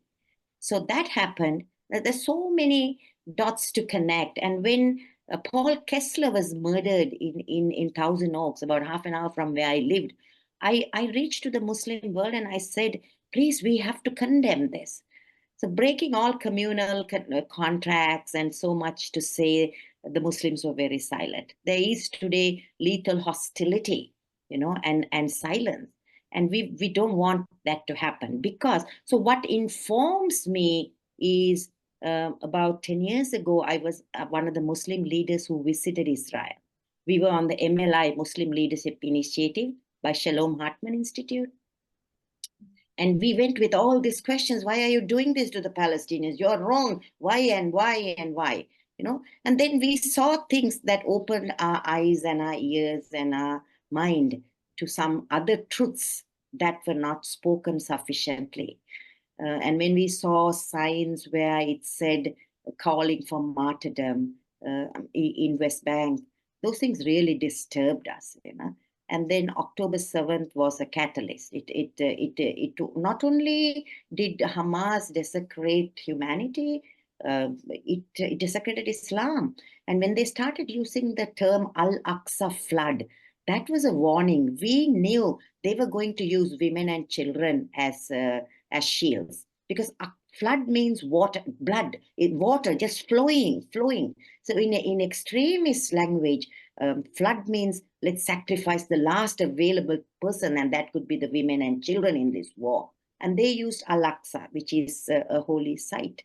And in this intersection, Boaz, I'm also fighting radical Islamic jihadi terror that exists. And if we don't speak up to that, because you must know the American Muslim institutions are silent. We have the wrong people in the wrong offices. In Washington, D.C., we are hoping for change. Today, if you look at organizations like CARE, Impact, ISNA, they are not advocating for the American Muslim, Ilhan Omar, Rashida Tlaib. Their sole purpose of office, their sole purpose of being on this soil is to advocate for Palestine. And that's not bad. I'm not saying don't. I love the Palestinians myself, but we can't promote Hamas. We have to learn to discern between the three. Because yesterday I read, somebody sent me an article, Hamas murdered that boy, Odi, I think, who objected and came and left his body in front of his family home. So that is the level of brutality. And I think the world has to get rid of this terror. And then we need to speak the truth. And I also am very closely, I work at the intersection of religion and extremism and gender. And I am addressing very deeply and honestly at extreme cost and resilience. When I saw Hava's movie, I thought, oh my gosh, this is a movie I can watch again and again, you know, how people are bouncing back. You would know the amount of damage that has been done to us, Muslim women, for speaking up. You know, I have to sometimes go with bodyguards. It is that bad. So we come back to speak the truth and to address a primary source of anti-Semitism in the Muslim world is the mosques. So I work on that topic. Soraya, I cannot thank you enough for, this is not me saying goodbye, I'm just literally thanking you for what you do. It's not only brave of you as a Muslim to speak out like this, but it's brave of you also as a woman. When I spoke to Yasmin Mohammed, I was able to have an amazing panel where I was able to have a few other people, John Aziz and Hamza Khawadi and Ahmed Fouad Al-Khatib and so on, but she was the only Muslim woman. And when I begged her, I said to her beforehand, there any other, it was specifically a Palestinian panel, okay? So yes, I know other Muslim women. I said, are there any other Palestinian women I can bring into this, you know? And even she was like they don't, you know, they get killed, they get raped, it can't happen. So, you know, and she gets death threats all the time. So I so recognize and appreciate your allyship as a Muslim, as a woman, as a Muslim woman. I really do. I don't underestimate what a big deal it was, and I cannot imagine that if I was in your shoes, I'd be doing the same thing. I would probably be like the masses who just sort of cower and don't make waves. Now, I know that before you go to the next topic, though, Boaz, I do want to give pushback to something Peter specifically said. Peter specifically said that he did not take any steps towards for other causes such as BLM, which he named specifically, because he saw the direction that they were going. And I just want to use Soraya as a perfect example of how allyship and steps mean so much and not at the specific time. Soraya specifically brings up that in September 11, 2007, years after the attack, her child was subjected to bullying, and who rallied around her was a Jewish community. Fast forward to, we're looking at 13 years later, and now she's on this panel subjecting herself to bullying in order to speak up and speak out against something she knows is wrong.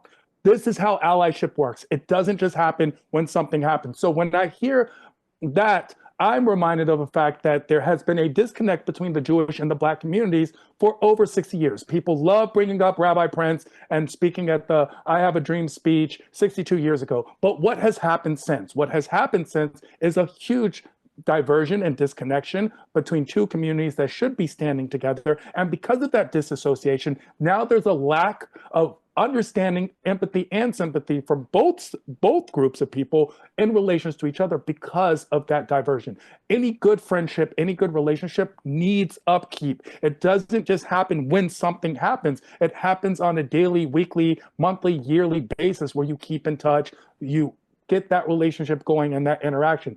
That has not been happening between a lot of the Black community and a lot of the Jewish community, unfortunately. And that is why we have the actions we have today. So things are cumulative. They are not reactionary, and we need to all be aware of that. The more hands we shake today, the less fists we have to deal with tomorrow. Ooh, that I was like that powerful. slogan. That was very I've been powerful. shaking a lot of hands, Well, and a lot of hands for a lot of years with a lot of people of all different creeds and hues. My issue was with that particular organization, not the idea, The not idea and that. the slogan, the organization is a Yeah, whole no, different I'm matter. getting There's to it. But very since you brought that problematic. up, Yeah. just to clarify, you're 100% right. I mean, this whole idea to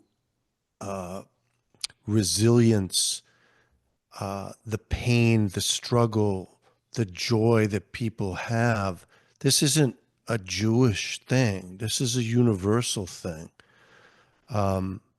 10/7 wasn't just, as somebody brought up, it wasn't just up to the Jews, although that was the manifestation. It was a crime against all humanity. And again, this has just been my little riff on this whole show, so smack me if I say it a fourth time. But again, the particularity of love does nothing, at least in my case, because after all, one only really understands oneself. We can only surmise as to how others understand. But just in terms of my life, it has made me very loving and sensitive to other people, to understand the unity of the Jewish people, to understand how much I love my family, my brothers, my community, has only drawn me closer to other people in all my life. I mean, music is really, as Chava pointed out, there were three things that you pointed out, right? It was community, music, and faith, but you forgot about food. And I'm not even kidding. It's really sitting sad that we down didn't get enough but sitting down for a meal yeah, with it's true. people Yeah. is a very tangible way to find out about things. To find out about people and peoplehood and what they like and what they eat. That's a big thing. So again, just to stress, just so there isn't a misunderstanding from where I'm coming from, there is a big division, and I'm not exactly sure where it comes from. These are two peoples, if you will, that should be the most wed together in this time. And at one time we were, and for various reasons, you're so right about the upkeep, like any relationship. All this is symbolic too, is it's a very broad thing, these two warring tribes, and it's very symbolic of any human relationship with a marriage, husband and wife. Everything takes upkeep. Everything comes down to little things, little gestures. And in the amalgam, they create a solid relationship.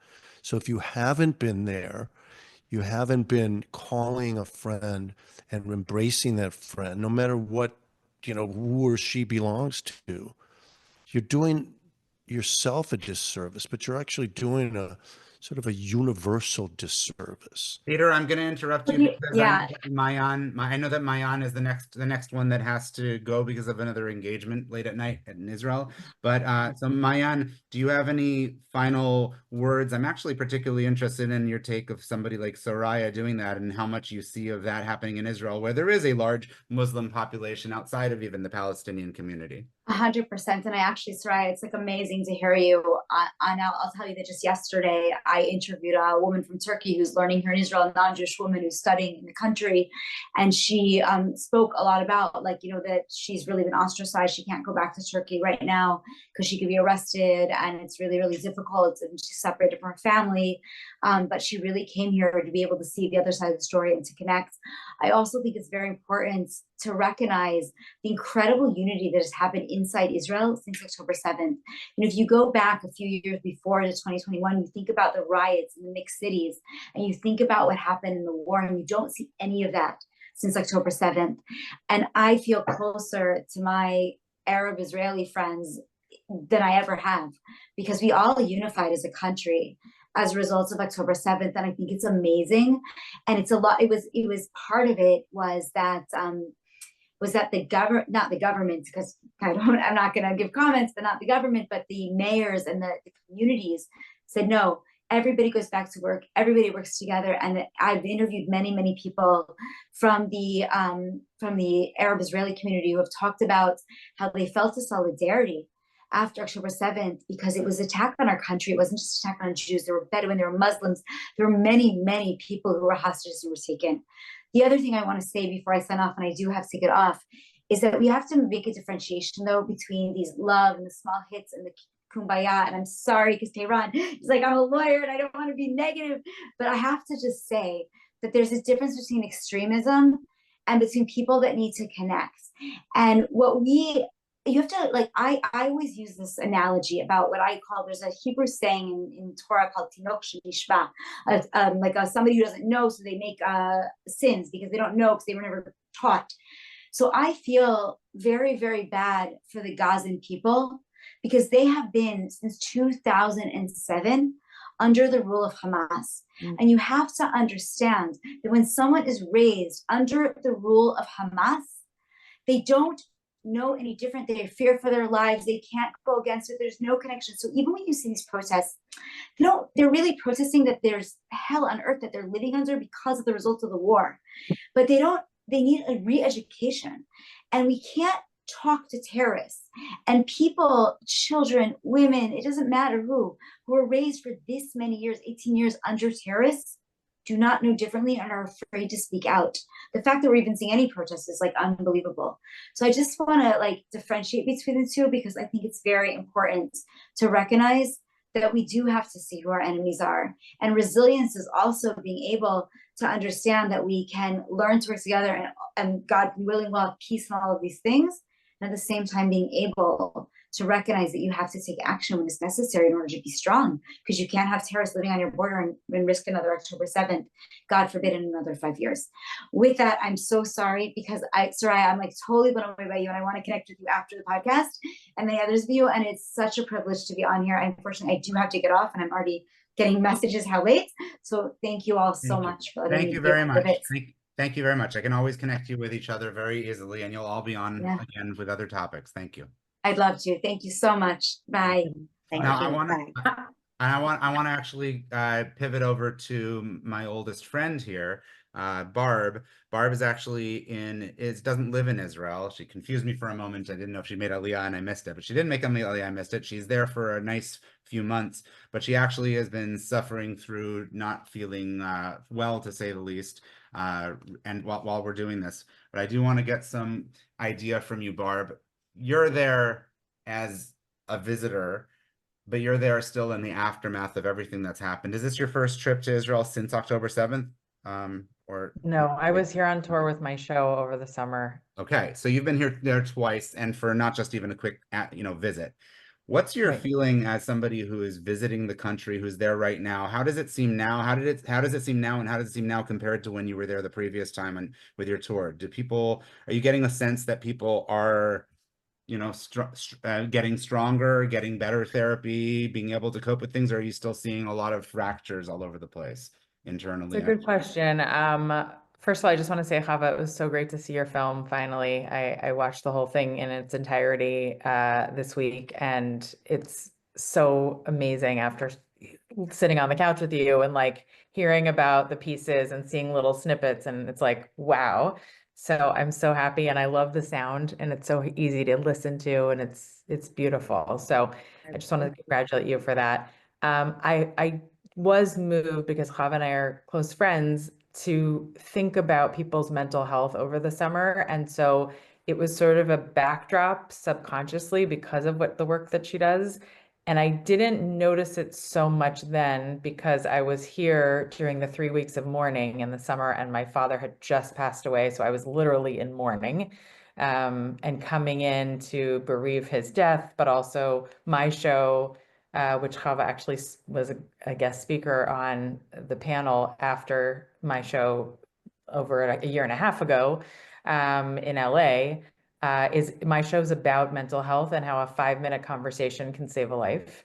And over the summer, what was different is that people, because it was the 3 weeks and we were in this mourning period in the Jewish calendar, I think people were much crier, if that makes sense. They were like a little more lethargic. It was this hot sun. Since I've been here doing the news over the past 3 months on the quad, everything in my life feels very myopic in terms of Israel advocacy. And so I feel like I'm in a little bubble of influencers and being at the Knesset and just like not having a lot of on the street with people, but still touring, doing this show and talking about mental health here and there. It's people seem much more resilient, to use that great word, except once in a while, in the middle of the night, being here in Emek Rephaim, in the middle of town, literally in the center of the world, I have to share that I've been woken up multiple times per night, and now watching the film, I clued into why. There are so many 18 to 30-year-olds that have such unresolved PTSD that in the middle of the night, any night of the week, there's drinking, there's running around, there's screaming, laughter, sadness, screams. There is an unshakable sort of like everyone's out for spring break. And I didn't realize it until I watched the movie, because we are witnessing something that I've never experienced in my lifetime, which is ongoing PTSD. We have people coming back from the army, going into the army, friends, everyone knows somebody in the army right now. Everyone knows somebody who's been injured. Everyone knows somebody who's been killed, lo aleinu. And so you hear in the middle of the night a scream that's not a bar crawl. It's a, I can't take it anymore kind of a scream. And it affects everyone. Everyone gets on that bus. And whereas I was here in 2001 and 2 and 3 and 5 during intifadas and during Gush Katif, you would jump if you heard a noise. Everyone's like that 24/7 here. So whenever you hear a noise, people are just like, it's like just scratch the surface and people jump. And I'm taken back to being here in 2001 in a different way. So that's sort of my 2 cents, but I just want to close by saying, because I do have to go too, it's very late and I just got over COVID, and Israeli COVID is not fooling around. It is. I got stories. So I will say one last thing, which is to have the conversation with 18 to 26-year-olds and then everyone beyond after my shows and having the kind of Rona Lalezary, like mental health is real, let's talk about it. I feel like it's different now. People are willing to have those conversations. They want to have the resources. We just have to be in an ongoing conversation of providing that. So I feel lucky to be on that team, and you know, as a performer and a writer and bringing the news and all that stuff. But yeah, there's going to be, I think for years to come, unfortunately, we're going to be having to provide those services for people. I hope that wasn't too long of a share. No, really appreciate you speaking. Barb, that's so especially when important. you've been sick. Like, I love that you have that perspective, especially because, you know, we learn more when we're in a new place, because we are taking our old, you know, like we're taking our lens and our perspective. And here you are fresh in Israel after having lived, you know, in America for so many years. So you're seeing it so different, which is the way I saw it when I was there, which is what people I think need to understand. Even Israelis don't see their own pain and their own trauma. And Or is a good example of this. At the top of the hour, he was saying how I wasn't so bad, but or when we met the first time, I don't know if you remember this. I mean, I pay attention to these things because I do somatic healing, and your nervous system was shot. I mean, you were like this the whole time. You were really nervous. You have energy. Actually, right now. Actually, that was cocaine. No, I just realized that I'm fully with you guys, but at the same time I'm all aware like what's going on around me, and I'm noticing coming behind me. I think we're all So yes. for sure. So, And you even so I said just figured that. you I had want to say and something else though. I'm going to interrupt myself and you guys too. The one other thing I'll say is that the patience level in Israel, has anyone who's ever been here, there is no patience. But since October 7th, it's on another chart. In other words, more normally there are patience or less patience. way less. And Less. I believe, and I've actually stood in lines, if you could call it a line, whether it's on the bus, whether it's even walking through like the alleyways here. There's so many alleyways in Emek Rephaim. No one has time to wait. And I've stood there and said little like prayers for people because that's what I do. Instead of getting angry, I try to say a deep prayer and I'll breathe out like, good energy. And there have been people that are in such a hurry that they're anticipating the having to wait. And I totally believe that it is because of October 7th, because if they have to stop, even for a moment, I believe, and I'm prejudging, but I think that means they actually have to give it a moment, and they have to actually like be with that really uncomfortable feeling of, oh my gosh, I have 6 people to grieve, or I know 17 things about this person or whatever. And I think that is definitely a remnant of October 7th. There's Barbara, no grieving. Barbara, I got to tell you, I'm actually 3 meters away from Yoman Chizkiyahu Melech, right next to San Simon Park. And I do see that, but I also see the opposite. Just today, I was waiting for a bus and this man offered me a tramp, how do you say, hitchhike? He literally, Yeah. me, and I was like, should I trust this guy? Like, what? I was just sitting there, minding my time. It was a beautiful day, lots of sun, and he's offering me a hitchhike. I don't think it's ever happened to me before. So I feel like I feel like it goes both ways. Like on the one hand, there's people who like, they drive like absolute flipping maniacs and they can't wait for anything and they're ready to kill you. And then you have the other side. I feel like it kind of goes both ways. Maayan, Micki, I just got a message from Maayan telling me that the guy who offered it to you was actually arrested. So I think you're in good terms for now. I'm getting silly. Yeah, yeah. Oh, one other thing I also want to say, and this goes back to, I think, what Chava was saying or was saying about the children, that like my daughter, we've had like 6 sirens, I think, since October 7th, and 4 of them have been this last week.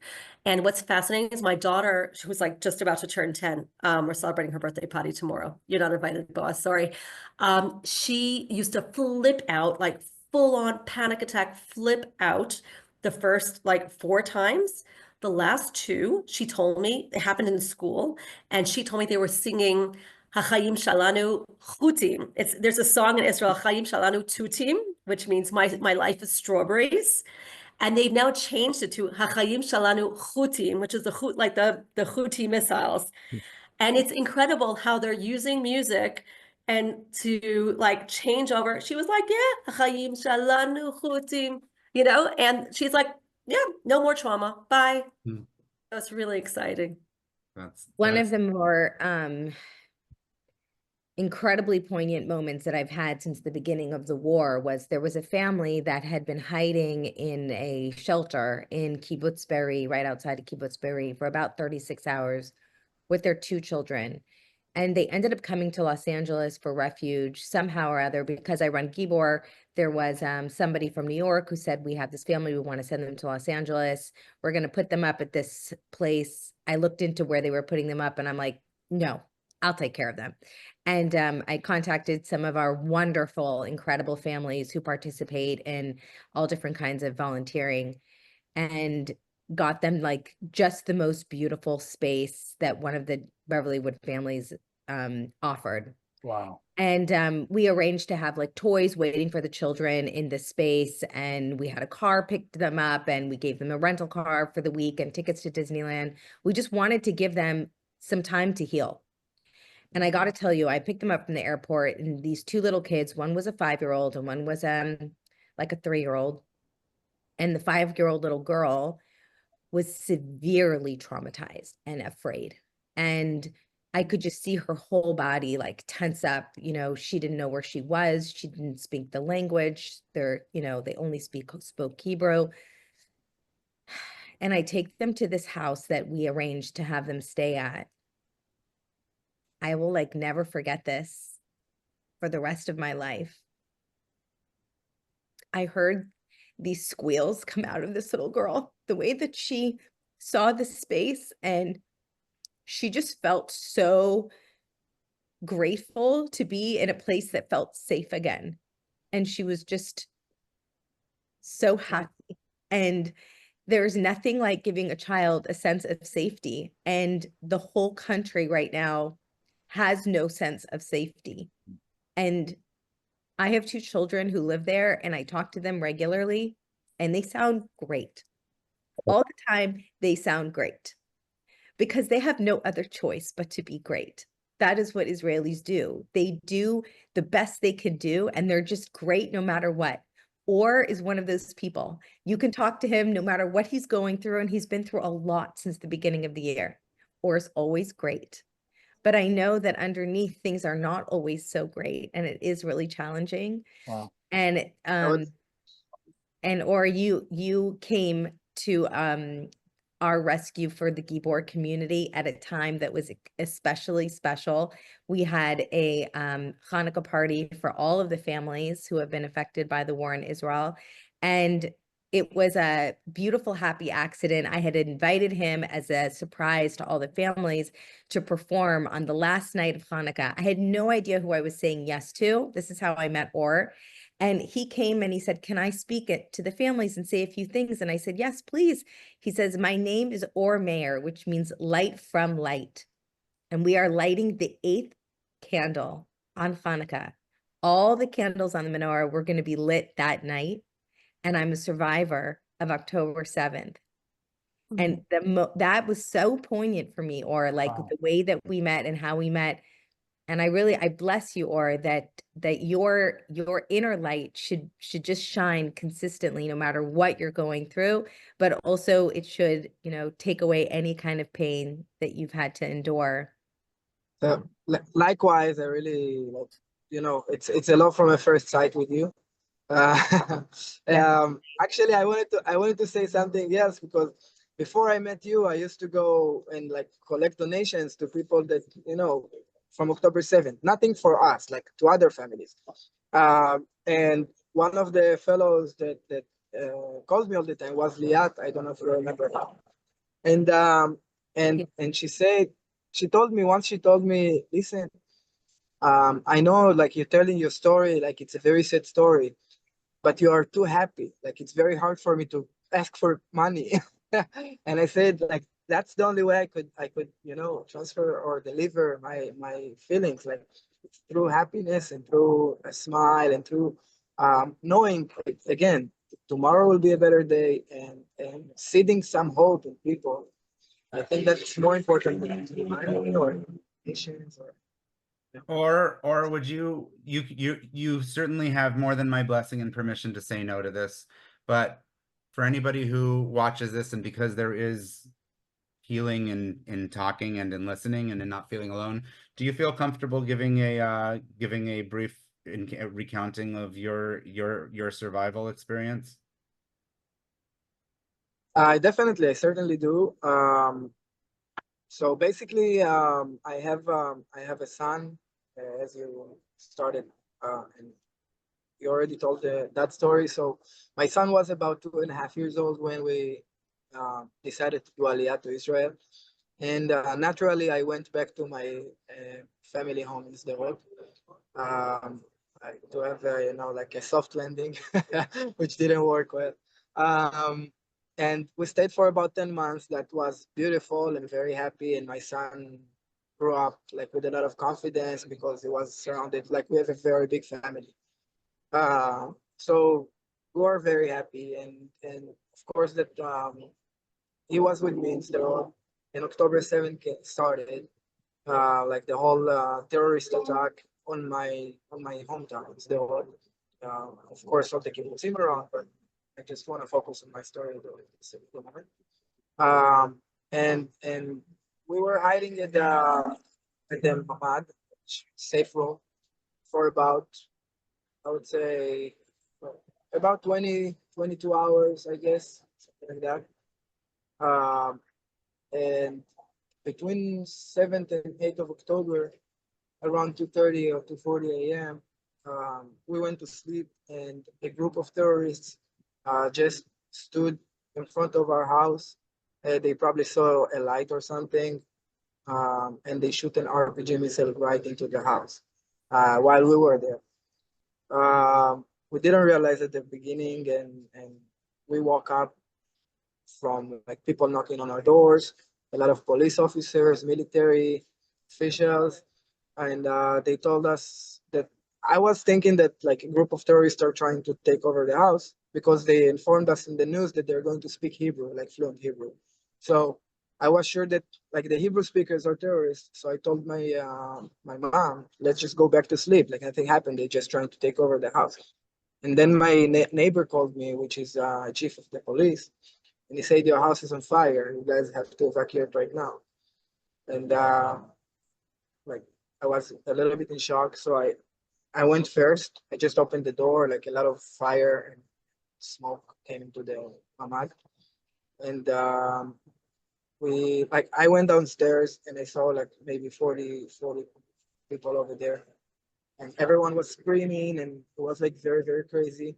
And I screamed, I just shouted, shut up, something like that in Hebrew. Like shake it. And they said like, what's going on? And, like the house is on fire, the walls are like, falling. It's like Armageddon. And I said, listen, my son is in America. He doesn't know anything that's happening right now. I don't want to make to create any trauma in his life. So everyone is going to be quiet right now, and we're just going to pass him between each other until he gets out. And that's what I did. I went up, I put a blanket all over his head, and we just, we played with him until we left the house. And then my mother just got kind of paralyzed. She couldn't move because of the shock, like the trauma. So one officer went and brought my mom. I went back to bring my dog. I have a dog that flies with me. She's from LA originally, but she's been in Israel many times, and she goes back and forth. And we just stayed for a couple of hours until the morning came. Then I went to pack up whatever we had left. Not a lot, we just like 2 suitcases. And we were talking about the community, so I got hooked up with a couple that just gave us their house. Like they said, oh, you guys have nowhere to stay? Okay, just come here. We're gonna give you the house. Don't worry about it. So they gave us the house for about 7 days. And then we decided to go back to Los Angeles because we didn't feel safe, as Chava was speaking. There was no safe ground for any Israeli. So we thought that the best decision is to take our son away from all this mess. And we went back to LA, which we found a beautiful community, very supporting, very loving, very understanding. People just try to do for us. Again, we didn't even realize that we needed anything. So people like Chava and a lot of other wonderful people that just took care of us from day one. And I have a question for you. Yes, sir. In Israel, first of all, that story was amazing. Like, just even hearing about it is a form of tragedy. Like this is resilient. This is what the documentary is about. But my question to you is, in Israel, how big is your house that an RPG hit it and you didn't even know? You were like, go back to sleep. It's fine. This guy has questions. A house did you have? Like, that's not a little house. That's like, or is killing it in Israel, no pun intended. Like, you just, how big? Okay. There's nobody from the IRS here, right? No, joke. No, the house is pretty big, thank God. We say Baruch Hashem. Yeah. We are. There's nothing that we're missing, and God has been taking care of us. But you're back in Israel now, though, right? You're not still in Los Angeles. I'm back in Israel, yeah, because my son is here, and I came here to support him. And as I said, we all been through great trauma. I found that Israel is more healing for me as an individual. as well for my son. But yeah, I don't remember. I think Peter was talking about it, that it could be pretty lonely in the USA. Even though like we are supported with again like beautiful and great supportive community. Um, I grew up in Israel, you know, bottom line, and for me, home is here more than anywhere else. And yeah, I Or feel you like see, really, yeah. or sorry to interrupt you, but I'm just curious, as Barb had mentioned, being in Israel, are you noticing, what are you noticing in terms of the population now that we're almost 2 First years? of all, I wanted to tell you guys that Barbara said that she was in the Knesset. I don't know why, but I was there today actually, and we performed. My father, my brother, and myself.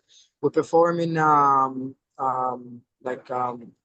not ceremony, like they gave like diplomas and I forgot how to call it, but like people that did for other people on October 7th. It's funny that it's actually that day. It was supposed to be tomorrow, and that's why we did the podcast today.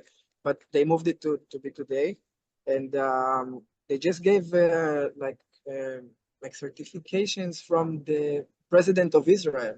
It was in the Knesset. It was very touching because they chose the people that actually put their own life on a risk for other people in the Nova Festival during the October 7th massacre. So I feel Israel as again, I feel unsafe because I don't know if we're going to have sirens anything. Like I'm not thinking about that while we're talking. So we might have sirens. We might have like terror attack because I'm in the middle of Tel Aviv. But at the same time, there is no place like Israel. Like for real, it took me so many years to understand it. And I've been all over the world. I left the house since I was 17, except of coming back to serve the military. I did it for 3 years, but other than that, I was outside of the country. And with the time, I understood that that's our home. That's the place we should really fight for, because not because of the land, because of the unity and the like. There is no such a place. Like everything is good here, except of whatever is not good. But everything is good here. We always say that there's good food, there's good people, there's like it's just a great place, and we should take care of it and take care of our community worldwide, not only in Israel. And again, I think that we all of us and all of you guys doing a great job, because every little step is a great step to each other. Because again, ואהבת לרעך כמוך, it's just to love anyone you see in the street. Do you plan on coming back to Los Angeles anytime, or? Yes, I'm coming because back. If you do, Chava can hook us up with a place to live and some tickets to Disneyland. So oh yes, I think that you, me, maybe some girls, who knows? Just yeah, we bring them. Let's do that. Only for good things, Tikkun Olam, all these things. We take them to Disneyland. We have a good time in Beverlywood or whatever the place was. The Chava can put us up in Brentwood, Bel Air. It sounds like a nice Whatever place. you guys want, whatever you guys want, we'll hook I'm it just up. saying, to make us heal. It's for healing. Peter looks like he wants to come along, but Peter has mentioned how faithful he is to his wife like 16 times during the course of this one podcast. Yeah, Girls must be Jewish, 15 to be counting. I just want to make one comment, or as you mentioned, I don't know why whatever you said made me think of this, but I do a bit of talking and writing to, all the time on my Substack about Israel and the Jewish people and, the whole world. My wife, this will be the 17th or 18th time I've mentioned her. My wife, who is a great supporter and critic of my work, somebody who really can turn the blade if necessary. And she said, why do you write all this stuff? Whose opinion are you trying to change? And it's a thoughtful question. And my opinion is that I'm not trying to change anyone's opinion, because that's always impossible, but I do want to galvanize support among, let's say, our natural allies and the Jewish people. And one of the points that I make isn't so much about the polity of Israel, let's say Medinat Israel, which I support. I'm a Zionist, let's say. But it's actually the people. I'm concerned about the 7 million Jews in Israel. And if this was all taking place in Toledo, Ohio, or Montreal, or Paris, I would feel exactly the same way. That's what I'm talking about, this tribal relationship, again, to underscore that it doesn't mean that I can't have a great relationship with people from other tribes. But, you know, whether they're getting political or not, and all this stuff has to be stripped away. These are people and they're in danger and they need to be supported. That's a simple thing. And by the way, I'm just was grooving on your music. Everybody loves the Sephardic stuff. Boom, back, boom, back, boom. Not so much everyone loves the Ashkenazi. Everyone loves chime, Moroccan fish. Not everyone loves gefilte fish. I love them both. As I said, I'm a universal all player. Which one makes you happier, I would ask? For sure, the fish-wise, Moroccan fish for Or the sure. music-wise. No, oh yes, it's hard to say. Spicier the better. Yeah. No, Well, actually, blues. something that I said about the Israeli nation is people are asking me what's the difference between Israel and like other places that I've been throughout my life, and I'm always asking like how many people are in America? I don't know, 370 million or something like that. I think it's more Whatever. now. Like it's More, getting up 400 there. million. Let's Yeah, say. so it's a lot of folks. Well, they've deported a lot, so let's just keep it at that 370 million. Minus. And in Israel, we only like 7 or 8 million people.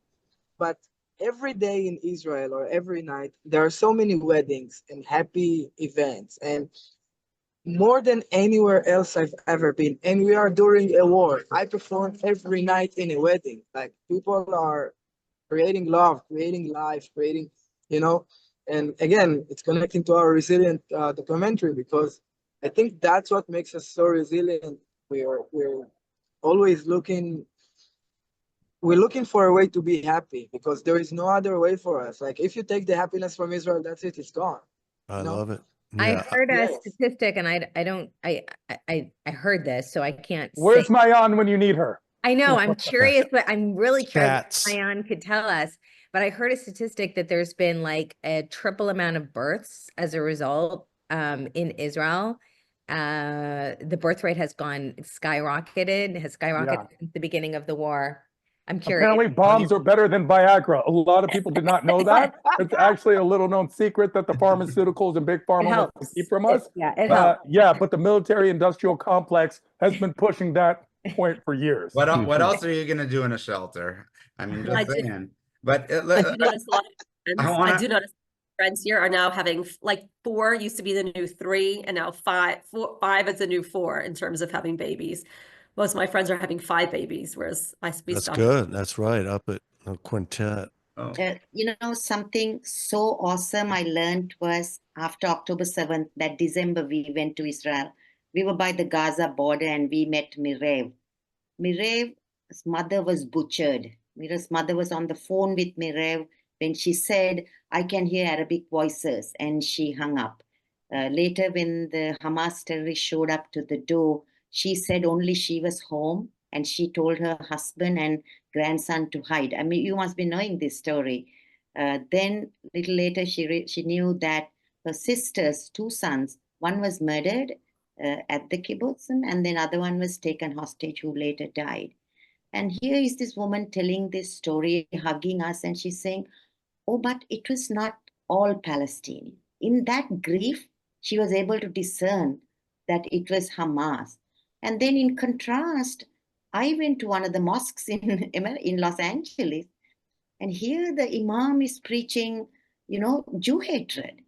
And what I want you all to know is that you have an incredible gift. Harness that. Because hate is never going to give us any kind of salvation. Even Dr. King said, I stick with love. Hate is too much of a burden to bear. So harness that. Let everything, and then let's build some grit and retaliation and fight. you know. But That is my Soraya, I message. also do want to say that there are a lot of people who have come to the forefront, especially because you've highlighted like the scenario. The problem is extremists, no matter who it is, a loud minority always subjugates the calm, unfortunately silent majority. But there are a lot of people who clearly don't feel that way. There's a lot of message of love that's going around in the Muslim community and the and communities at large. And I do want everyone to know, because I have a lot of conversations with my with friends that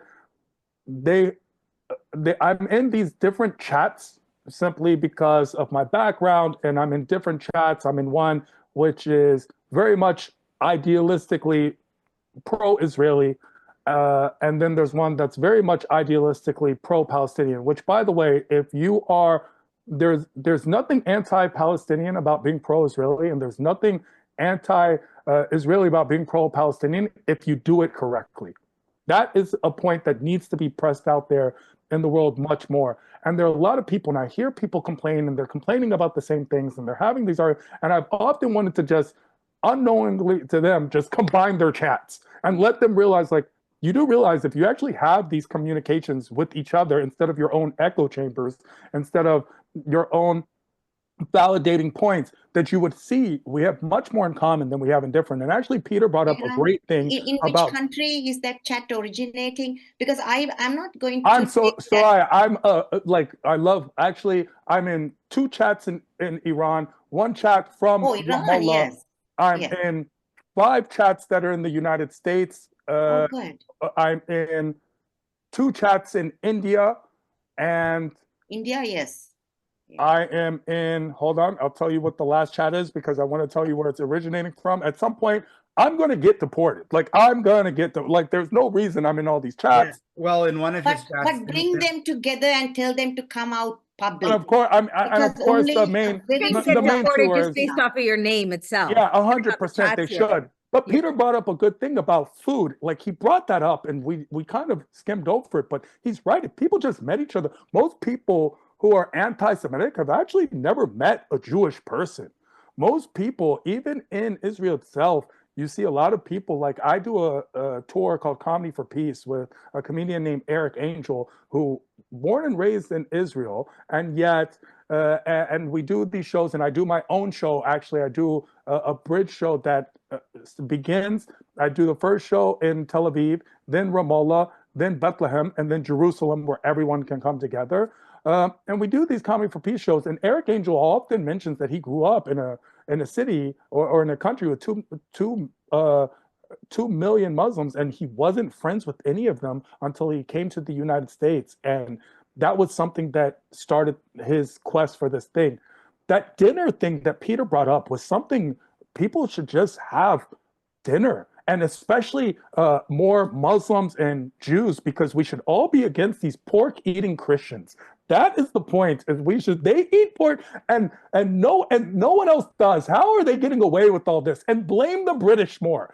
It's all the Brits' fault. Okay, let's go through. Pork is the other white common meat. unifier here. The anti-pork movement. Things that are kosher are automatically halal. How are we not having these conversations? I don't know. I used to love the ham, but I've never had pork. I've never had pork. Well, it's a delicious meat. You're missing out, It's a Tehran. delicious meat. So I've never had eschewing it is a challenge at times. But I was in an Uber I don't know when it was. I came back from New York a couple of nights ago, and the guy is speaking with an Indian accent. I said, well, where are you from? And he's from Punjabi in India. Punjab. And I said, so we started talking about food, and I got really into it. And then he's telling me, well, what do you eat? Talking about different Jewish foods. And then it turns out he's a music producer, and he's playing me Punjabi music, and I'm like getting into the bass line, and I took his number, and that's like over food. It's over, like, the world could be healed through chickpeas. Why are we not pushing more of this into the world? Why are we Lentils not? of Why are we not lentils of having love. this? a hummus festival. Let's just start it, guys. I'm ready. Hummus Let's festival. just Let's make do a it. whole But cookbook. I have Guys, to say, Rona. we have to look for powerful solutions. I'm a Muslim woman. I know the conversations that take place. I know the emotional and intelligent hatred that has been taught. So if you know these people who are speaking up, they need to form a coalition. They are. And They've they have been to doing speak it. They've up. been very vocal. They've been Very very good. out Can and you about. connect them to me? Because we are looking to build solidarity with those voices because we are very alone. We are getting mercilessly attacked. We need numbers because in this game of public leadership and grassroots, numbers are critical. So please, I would love for you, I'm going to Tehran. make sure that Yes. Tehran and Soraya that you guys talk to each other, and I also will connect you to a chat that has Pete Hegseth, JD Vance, and the editor from The Atlantic. So we'll take care of that We'll do that very, too. very, very soon. I also want to offer our platform to you. So we offer the mental health resources, the one-on-one virtual counseling free across the world. It's not just for Jews, it's for our allies. And the therapists that are on there and the healers that are on there offering the support are also non-Jews. So if you know healers in your space that want to provide this support, please take advantage of it. And also if you want to, spread the word to those who may need the mental health as you're battling this fight with us, please know it's available to you, mentalhealthisreal.co. I just had to throw that out to you. I also just want to say, as important as it is, Soraya, you're right, that we have to forge these collaborations. I want us also to focus on how important it is for us to link arms within our communities too. I mean, it is something we're forgetting in this fight where we're on social media and we're like, we have to change everyone's mindset. We have to win everyone over. We're draining ourselves of our greatest asset, which is our energy, our light that we're here to shine. And what I've seen in this initiative over the past year that's gone global is when Jews link up arms from Mexico City, Australia, South Africa, and they say, I want to join this healing blanket that we're throwing around our people. There is such a healing that happens when people just join forces. And we have a position now we can scale, right? We're in this technologically incredibly robust world. We can scale this effort where no Jew, it goes back to what Gil was saying, no one feels alone. Nobody should feel like they are alone and that they're not seen and there isn't a safe space. That's what keeps me up at night and wakes me up every morning. So I think if we can even just unite among ourselves and bring on board those who are inspired by our light, that's what we're here to do. We have to focus on bringing us together first and foremost. And in that regard, we are all wearing different hats. Yeah. I'm an activist. When I see the river is dirty, I remove my boots, I fold my sleeves and I clean it.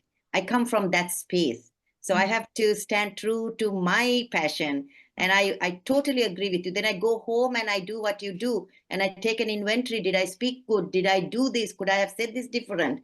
And I believe nothing can override compassion. But there's also certain actions that need to be taken. Now we are organizing a march in June.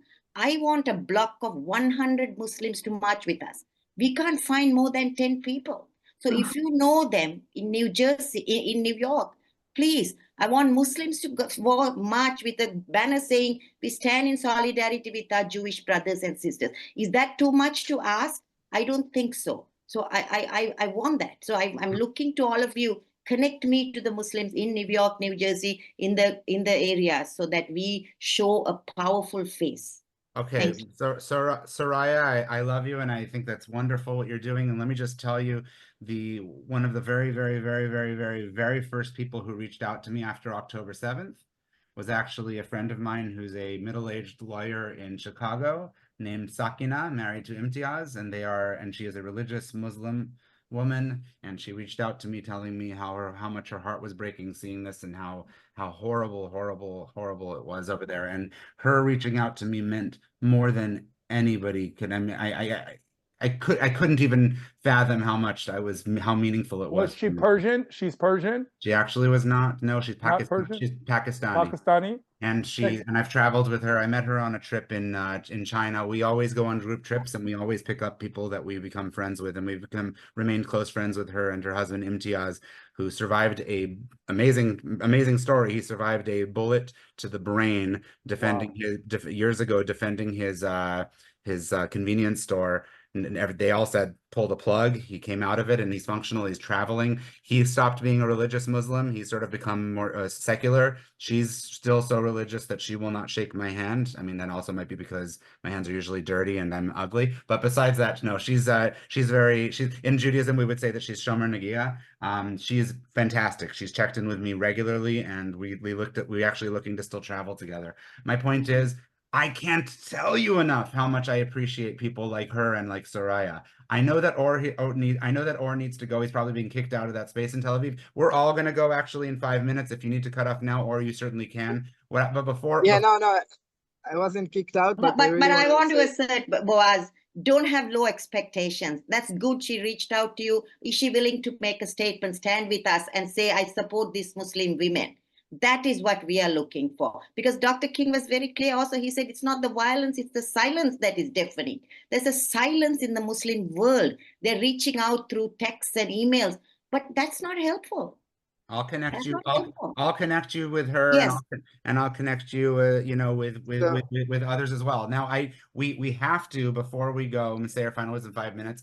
To me, the new elephant in the room is that Howard hasn't said one word. He's a producer. He's used to being behind the scenes, and he's getting, hopefully, the production he desired out of everybody talking and having a great conversation here. But I really, really do need to hear from you, Howard. How do you go from making an amazing Steve Martin movie with Father of the Bride and making Call Me by Your Name, which was an incredible film, and making documentaries about the gay community, to this?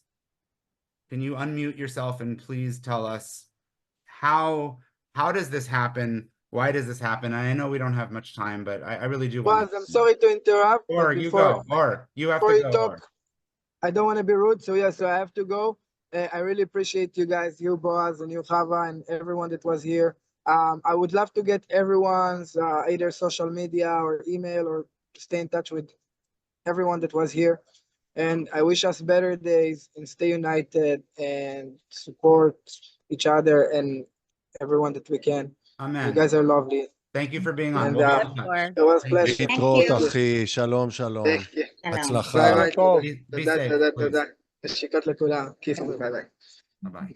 Now, Howard, you're not off the hook. Would like to hear from you, though, before we wrap up. What's the question again? How did I get from Father of the Bride to this? Exactly. Yeah. What brought you here? Why? What and why? And You know, I'm a storyteller. I come from 4 Hasidic dynasties. So storytelling is in my bones. And it doesn't matter what the story is. So I can go from Father of the Bride to Buffy the Vampire Slayer to Brave Miss World to Common Threads. To me, it doesn't matter. As I have told countless people before me who have rejected all of my stuff a million times, I say, talking about resilience, I'm like Scheherazade, I have yet another tale to spin. And that's what I do. Simple as that. It's not rocket science. And it seems like a rhetorical question, but you have been to Israel before, probably on more than one occasion. Oh, has he been to Israel? Oh, has he been to Israel? My parents were both born. My father was born in Mea Sharim, and my mother was born in Shari Chesed, and they're both 7 generations born in Israel. So I've been going to Israel back and forth since I'm 2. My father could never make up his mind where he wanted to live, so we lived 3 years in America and 2 years in Israel, et cetera, et cetera, et cetera. In '67, I was in medical school, and I decided to volunteer. 150 million Arabs were talking death to the Jews from May 5th of 1967, and I decided to go, and I was a lone soldier in 1967.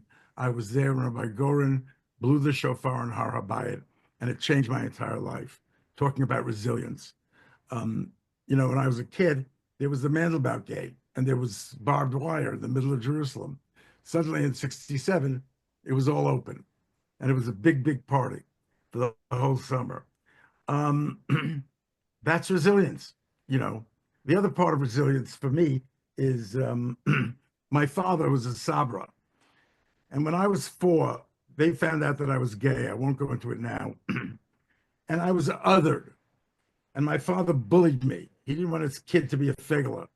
And so literally beat the shit out of me, emotionally, physically, et cetera, et cetera, et cetera.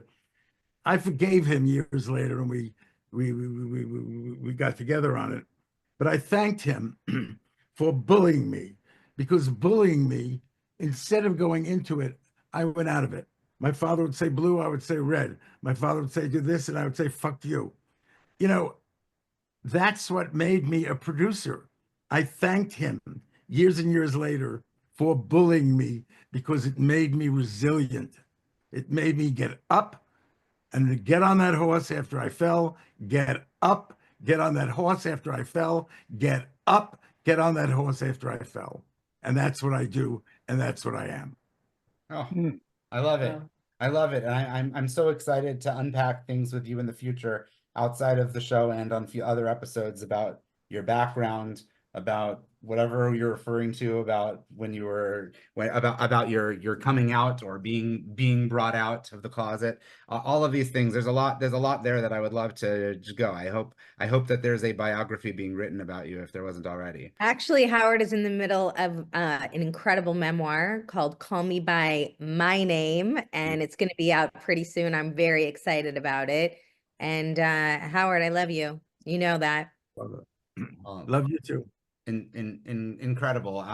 What we're gonna as we go, everybody, I want you to go around. I'll call on you and just give me 10 seconds, your final thoughts of something optimistic, if you can be, about what you think in terms of the future for us as humanity, as people, as Jews, as Israelis. If you have any optimism within you, and I think we all do, I think the idea of resilience can't come without some degree of optimism. Give me a literally why you think, or what you think for the future optimistically, starting with you, Peter, in a few seconds. I think that this is a moment in all our lives that we've never come upon before. Nobody really has seen this before. It's an opening, and I bless each of us to have strength, physical health, love, emotional health, connections with other people that increase our love for one another and bring us joy and happiness. And this all happens soon, and we all are able to see, however one thinks about it, a revelation of Mashiach, and all our wishes for good come true immediately. Amen. Amen. Rona, who we definitely didn't hear from enough with her expertise. Rona. First of all, just look around, like, look how beautiful we are. I mean, the conversations are so beautiful. So if anything, I see so much of our beauty just coming to the surface. And it's just something that I teach a lot in my practice, which is in our deepest areas of pain is where resides our greatest power.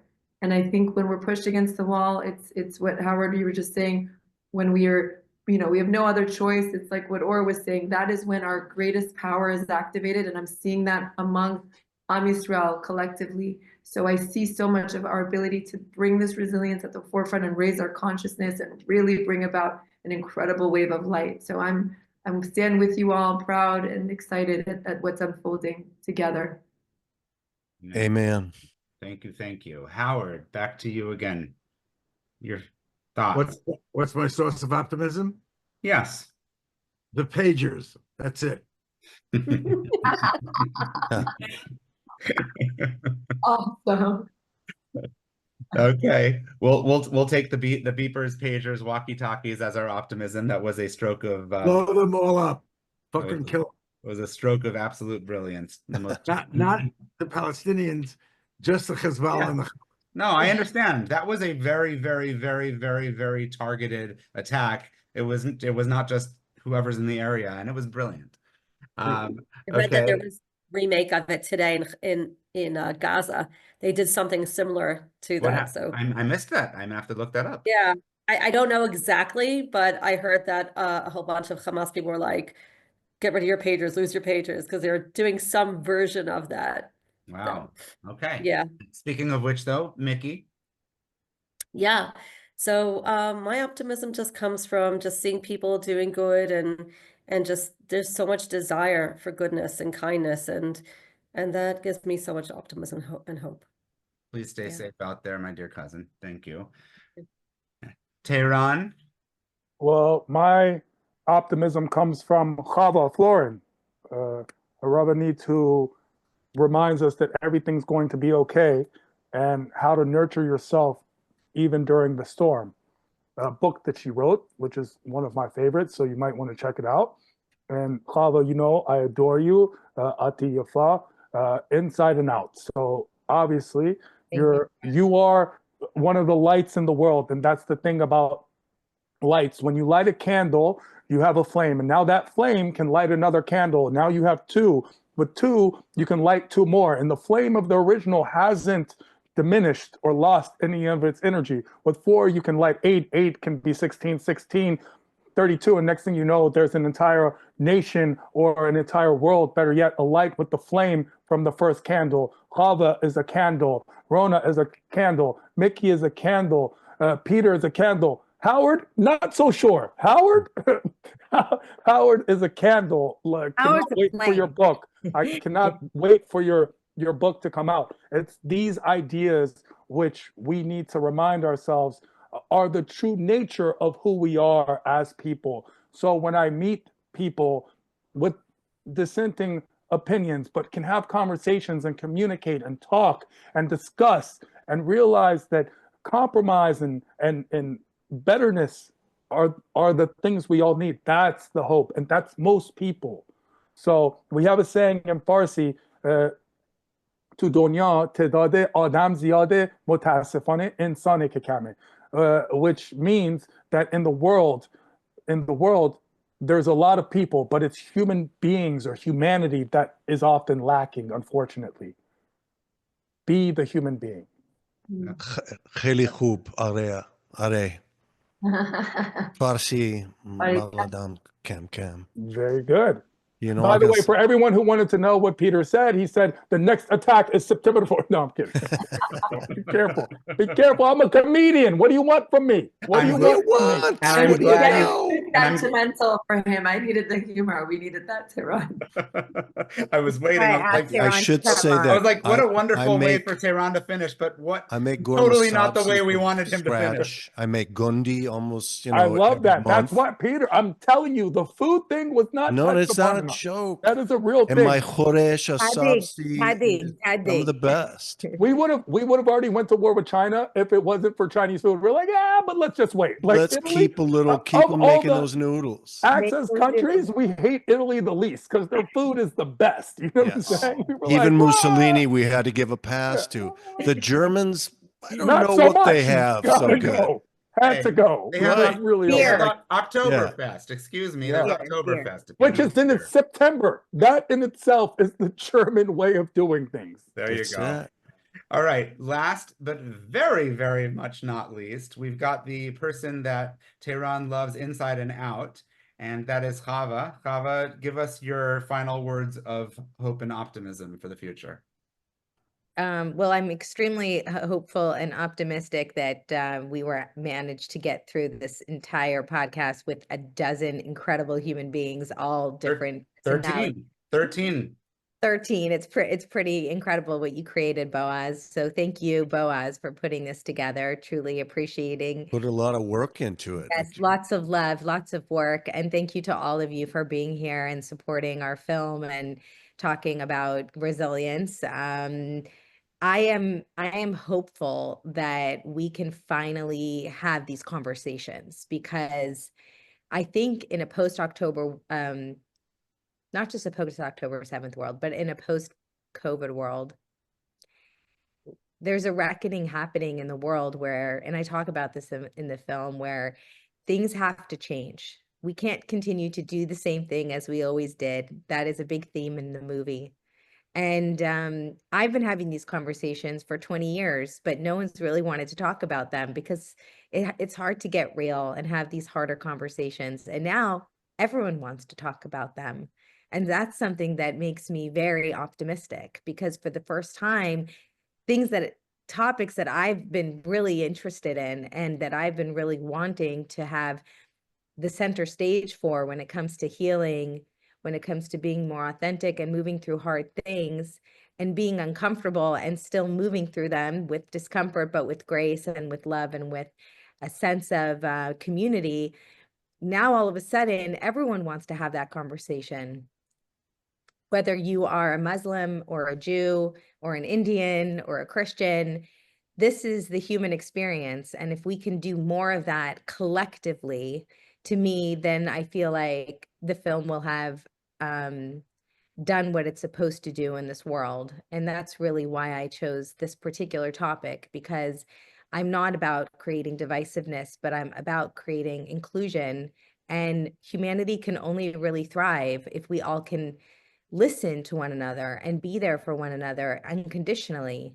So I am optimistic that we can have these conversations. I've been flying all over the United States. I've been to 12 different film festivals in Colorado, Miami, Dallas, New York City. And I can say that our film is getting seen mostly in non-Jewish environments. And I'm very optimistic that for the first time, we can have these conversations, because these are human conversations about how to move through tough times, how to move through crisis, how to move through war, how to move through pain and suffering. This is a collective conversation, and I hope that we can have more of it. And I am optimistic that we can.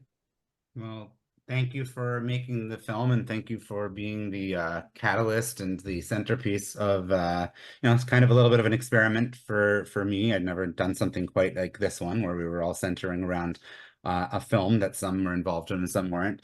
But I certainly found this to be very collectively educational and emotional and funny and helpful. I do hope that you get distribution and that it gets to be seen. And as you say, it's all about talking. Well, that's exactly what this is, and that's exactly what this is about. This is about the talking, and hopefully it will inspire other people to do so as well. So really appreciate all of you being here. Really an eclectic group of people and voices from here to Israel, and I appreciate those of you who are, however long you were able to stay. So thank you. Thank you for doing this, for putting these together. Good for you for taking away from everything going on, because the world is so important to you. We appreciate people like you. Yes, we do. Shalim to team. My life strawberries. Tehran, make me some tadig. Yeah, or office or chole. Yes, Howard. Absolutely. Gonna be lunchtime. Right. Thank you. Bye. Thanks, Boz. Thanks for joining us for another edition of Chosen Links. If you like what you heard, feel free to share this episode. Don't forget to like and subscribe to our YouTube channel, and follow us on our socials at Boaz Hepner on X and Facebook, and at Hepner.Boaz on Instagram.